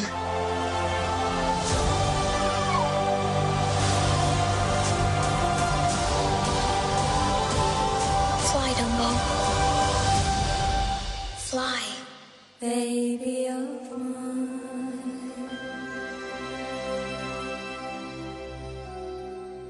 I'm going to double down on my statement. I think Tim Burton's not the problem. I think that script is the fucking problem. Yeah. I think that script is so underdeveloped, so hackneyed, attempting to expand on a 65-minute film that also, by the way, has to and this is fine, does have to get rid of the Crow song, which I think if you had found a different way to do it would have been interesting. But like, yes, we don't need crows singing, but I would have liked a talking mouse in the movie. But I will also counter that I don't think the crows from the 1940 version are that racist. I think people are really sensitive. And I say that because they are performed by African-American artists. And that you lose... There's something lost when Dumbo isn't the focus and the kids are given horrible dialogue. Yeah. Because I don't give a shit about the kids. Yeah. And I think the little girl, and she's very cute, but I think she's not a good actress. And that's where I do blame someone like Tim Burton, because as a director, you're the one who's going to dictate what performance you're going to get from somebody. And you are making casting choices. And you're making casting choices. So he, whether it's this, Dark Shadows, Alice in Wonderland, fucking Beetlejuice, whatever it is with him, he doesn't have a singular vision. Personally, he doesn't have a singular vision anytime he makes a film. He's like, oh, this looks cool. So in this movie, he has a scene where it's Nightmare Island, and these animals are painted up to look scary. So he creates a fog scene, which looks cool. Yeah. But it doesn't add any context to the film, because so you're trying to scare him, and then you're going to show that it's performers making these scary things to make this one dude who kind of looks like Christopher Reeve upset, who's a horrible villain. Like, he doesn't make any sense at all. Yeah. And then Michael Keaton seems really out of place in the film. And everyone has weird accents. He changes constantly. I actually thought it was interesting watching him do that. And but I expect Danny DeVito, whatever, because his dialogue is not good. This is the least interesting Danny DeVito performance I've ever seen. And the film just stumbles. And to me, that's, as a director, and this is my biggest problem with Tim Burton, no matter any movie of his I see, sans Pee-wee's Big Adventure, is he doesn't, he's telling a story and he tries to do it visually, but he doesn't have a complete story. So a lot of it feels underdeveloped, because like really Ava Green obviously has some tension with Michael Keaton, but they don't go anywhere. Again, and I know that Tim Burton should be more involved in developing that, but I saw in the credits that Aaron Kruger is an executive producer on the film, so it feels like this was really a job for hire where Tim Burton's making visual decisions. But let me ask you a question: does Tim Burton, would you consider him a really big director in Hollywood? I would say yes, and I would say that. I mean, Alice in Wonderland made $1 billion. He gets work like every year. Yeah, so yes, but his stock is declining. That's because he allows it to. Yes, he should go in there and say, "This is what I want, and this is how I want it to be." Because he can make a good movie. I'm not the biggest Batman '89 fan, but that movie is cohesive and it has a point and it's driving somewhere. And you like Ed Wood, so. And I love Ed Wood. But you get to Dumbo, and so. Look at Baby Jumbo, and then they laugh and make fun of him because his ears are big. Like, that whole opening was horribly done. Oh, that sign going from "Welcome, Baby Jumbo," and then the thing that looks like a D dropping down, and it goes Dumbo. I almost threw my hands up in the air and left. Even before that, it's like, oh, he has big ears. Get that abomination out of here. And there's no emotional weight to it. And the Dumbo little elephant is way cuter in the animated version because it had more personality. This Dumbo is like, oh, here's a CGI thing. I think they did better with it than I expected them to. But until you had Ava Green flying on him, and it looked horrible. Yeah, I'm always gonna have issues with this film. No, I know. I'm gonna bring up another one. This whole concept of let's make fun of Disneyland when we're a Disney movie is wearing thin with me, and I think that this is the worst attempt at it. At least with Wreck-It Ralph 2 or Ralph Breaks the Internet, I still call it Wreck-It Ralph 2. When they made fun of themselves, it felt more authentic. But here too in Ralph Wrecks the Internet. I see what I did there. Yeah. The princesses in that prove their worth at the end. Yeah. So, but so with this one though, there's nothing there. Yeah. They keep like they make this commentary about Disneyland without adding weight to it, which was frustrating because Tim Burton has done this before, where he has subverted the idyllic expectation and done it really well. Like Mars Attacks does that really well with American. He also had an opportunity because there's parts in Dreamland that like the sets are really cool. Yeah, but they have no weight to them emotionally and you do like so story wise. So Danny DeVito is just going to walk around. He has his office. And he has to fire his like people. There's no emotional core. Like there's, and Brad mentioned, they're so underdeveloped that you just don't care. And he's making a circus movie. This should be a great Tim Burton movie because it's already set in the frickin' circus. Exactly. And there should be, in the original Dumbo, Timothy Q. Mouse says, "Oh, a bunch of wise guys picking on a baby." You know, there's no moment like that. It's Colin Farrell without arms, like, leave that elephant alone. He is the weirdest disassociated dad I've ever seen in a movie. Like, he says, their mama used to take care of that. Well, your wife died, dude. And I get that you came back from the war and you lost your arm, but Brad's right. They don't even linger on it. It's like, he says, "Oh yeah, that happened," and they go hug him. There, like I said, there are parts of this film that I really like, that I latched onto from a personal standpoint of just like, I love the circus aesthetic. I like circus is essentially an alternative to vaudeville at this time in the history of when they're setting the film. So I like that aspect of it, but none of it holds weight because I care about Danny DeVito more than I care about anybody else in that circus, and that's not where my care should be lying, really. Yeah, I love the ending, though, when he goes through the entire circus. I think that's a great moment because it talks about because isolated. But why does he break the fourth wall? I'm a sucker for those. I will fully admit, but like I like that notion of him creating a family. But it does hold no weight because you don't care about him. Yeah, because he's an ass all the way through the movie, and then he says he's a maintenance worker. Yeah, and then he gives a thumbs up, and you're supposed to like him again. For a close to 2 hour film, this film is severely underdeveloped, and I think that this is clearly Tim Burton taking a job to do some interesting to make some interesting visuals, and that's it. I think that the film he did before this, Miss Peregrine's Home for Peculiar Children, is way better than this movie by leaps and bounds. And I will say Evergreen looks great in it. I'm listening currently to not necessarily to plug another podcast, but it's been providing some perspective. Blank Check with Griffin and David has been doing Tim Burton's filmography, and they've been discussing it. Like it's very interesting to watch how the decline's really going to start on the next episode with the Alice in Wonderland, because like Sweeney Todd's kind of where he peaks at. Like after that, he doesn't really do much that's worth watching Sweeney again. Todd, at least it's like visually interesting, and it's trying to tell a story. And like, I mean, I would say Big Eyes is the best film he's done in recent years. Out of all of them. So I don't know, Brad. Maybe you can check. Are you gonna let me talk? Yeah. I've been sitting over here trying to hold on to the thought for like 20 minutes now. No, it's ruined. It's ruined. Now I sound like an asshole. I'm waiting. The one inspired thing I thought was the pink elephants part, where at one point I thought, because I wasn't following it very closely, because I was sitting there going like, man, this dialogue sucks. But Dumbo's watching the pink elephants. I'm like, oh, that's kind of cool that maybe him watching the bubbles is him imagining them as elephants. But then Danny DeVito goes like, oh, pink elephants. I'm like, ugh. That would have been a good like internal thing for like just in Dumbo's imagination, like maybe the smartest thing in the movie.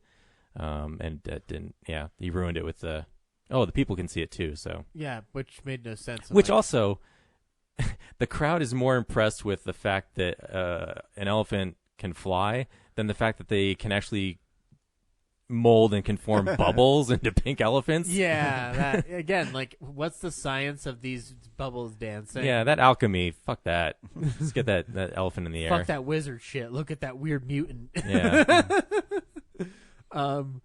Yeah, I don't know. This is. I'll give Alice in Wonderland one thing. I've rewatched it more than once. This one, I don't know if I ever want to rewatch. I will never watch this movie again. I will watch Dumbo. Yeah, it's 65 minutes. Like I will say, I liked the way they did Baby Mine. I liked where the sideshow performer singing it, and like the visual of the cage where it says Mad Elephant is very, like, it's on point. It works, but again, like, an interesting visual isn't going to be enough when this story is so beloved. Like, somebody was saying that, like, since it's such an old movie that they're remaking, it doesn't matter. I'm like, no, I think it does. Like, I don't think they realize how many people do still watch Dumbo or probably have a VHS or a DVD even of it. Like, this, it's going to hold weight. Like, I don't know what the box office results were, but I don't see this having any legs. It did all right. Yeah, because even, like, so you maybe remember the Tarnation bad guy. Yeah. The guy who was whipping Jumbo. the guy got crushed by the pole. Yeah. And then he comes in and is going to start causing problems. Hey, I'm old prospector. I don't know. What the hell was that guy? His dialogue was maybe the worst in the movie. Yeah. But he dies pretty quickly, so it's okay. He does. Yeah, he does. And then everybody's upset that he died and he was whipping the elephants and being a total asshole to everybody. And then until I unfortunately realized that that's probably how the elephants were treated back in the circus days. Sure. So. But I just kept on... I like the orchestration of Casey Jr. That is one thing I liked about this movie. At the beginning of the film where they're doing the Indiana Jones map travel. Really bad. But I like the orchestration of it. Did Danny Elfman do the music on this one? I don't know. I think he did. I'm going to assume so. But when I was sitting there and they did that and they showed the silhouettes of people working on the circus, my eyes literally rolled. I'm like, oh, here we go. Buckle up, bonehead. You're going for a ride. I did like the fact that there weren't Medici brothers. Like, that was the kind of thing I was like, when the train sequence is going, like, I bet that's a scam part. Yeah. Like, there's only, because Dan DeVito's not playing himself twice in the movie. And then when Michael Keaton shows up and reveals, like, you've been looking for a partner. And but what was that accent? I don't know. It changed Which a would lot. have been cool if it was like intentionally changing because he's trying to scam people. Is he gonna be which I didn't get the sense after that. Was it going to be like a German scientist developing his own future wonderland? Even Alan Arkin's like, he doesn't have any money. Well, obviously he has enough money to build this wonderful place. Oh, Alan Arkin had the best line in this movie. Wow, that was disappointing. This movie was not good. Alan Arkin. Yeah. Can we let's do the whole movie from Alan Arkin's perspective. I don't want to accuse anyone of it, but it does feel like Tim Burton's just kind of on autopilot. Totally. Oh, yeah. That's what I mean. It's he doesn't have his normal... At least you can always say his movies are visually interesting, but this one is... I saw that interview where he fully admitted, like, to the cameras, like, I couldn't tell a good script from, like, anything, so it's really about the visuals for him. Yeah. And that's fine. It works well for... Hot Topic. Yeah. Or, Nightmare Before Christmas is fine, but he's also not the director on that, so... No, he isn't. And Henry Selick's had choice words for I'm sure as he does for everybody. I'm sure his directive is like, make this fun for kids. Yeah. And that's all he has to do. Yeah, and that's fine. I'm sure it is. Like, it looks good. Yeah. I mean, there's some parts that... I love the Dreamland kind of... the signs, and I like the look of it. The Metropolis but feel, it doesn't feel like... given enough room to breathe. Yeah. You're really confined. Because, as soon as I get there, oh, Dumbo, you have 5 days to do this. Oh, okay. I guess. Yeah. So I'm a bad guy who's twirling his mustache even though I don't have a mustache. Good thing everyone can just easily communicate with animals, so 5 days doesn't seem unreasonable. And his hero moment was really underwhelming. I don't know. Whatever. I'll never see it again. Yeah. I'll have to put up with Tim Burton. But what are we seeing next week? Shazam! Wait, not Pet Sematary? I can see Pet Sematary as well. That isn't better? Well, we discussed this. We need to we did pad some weeks, so. Well, because we got Hellboy after that, so. Yeah. So, Pet Sematary in 3 weeks. Yeah, you can still see Pet Sematary. I mean, yeah, you can go see it. I'm going to go see it. We're just not going to talk about it for a while. I've already seen Shazam, so I'm going to go see Pet Sematary this week. But I'll probably see Shazam again. I'll see it twice again. Here's a spoiler for next week. I really liked it. Yeah, so you'll hear my review next week.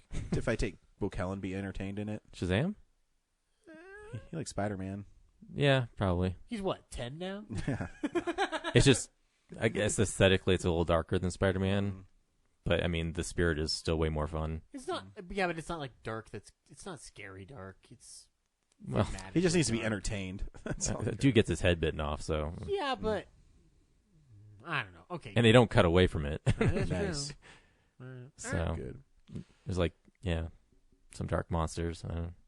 Spider-Man doesn't have that. Yep. But guys, do you watch Tim Burton's Dumbo? Nope. Sorry, I really like that imitation. Nope. Not sure what that was. Just, go home, Burton. find your Dumbo Blu-ray of the cartoon, and see how a good film's made. Or watch Fun and Fancy Free, the best Disney movie ever made. No. Yeah, it's got a ventriloquist It does. who somehow is doing MST3K before there was MST3K. Nope. And then a giant rips open the roof of his house That would and be asks him where to find a mouse. Pinocchio is the greatest. I Disney can't believe movie there's of all time. 3 Disney animated remakes just in the summer. Yeah. Like, is like That trailer, Disney in a rush to do something? that trailer for Aladdin, the new one, I didn't know how I felt about it at first. I rewatched it again on the big screen. I'm like, I want to see this fucking movie. Looks pretty good. Yeah. But after watching Dumbo, I'm like, Well, it's I really also don't Guy care about Ritchie. any He's more a more remakes. fun filmmaker than Guy Ritchie Tim is much Burton. more interesting nowadays. I want to see Aladdin go say, I'm going to steal the bread this way. And it's going to cut down to like him stealing the bread. Then he's going to cut back and he's going, one jump ahead of the bread line, one swing ahead of the sword. I steal only what I can afford. And then he calculates the angle he has to jump Totally. to jump That'd be across awesome. the, yeah. I was wondering why they got Guy Ritchie to do it, and then watching the trailer, I'm like, oh yeah, the opening sequence. That's why you hired that All guy. that, and he's And a good director, he's a good but- filmmaker. But it's and also the speed of the genie, I guess. Oh, is yeah. definitely catered to his style. And then in John Favreau, Simba's gonna have a press conference and go, "I am Simba." Yep. I forgot the Lion King's coming out. Yeah. And Maleficent too. Oh yeah. Sure. Do we have to review that one? No. Okay. Disney. Thank you, Ryan. That's all right. Until next week. I Bye. guess. Bye.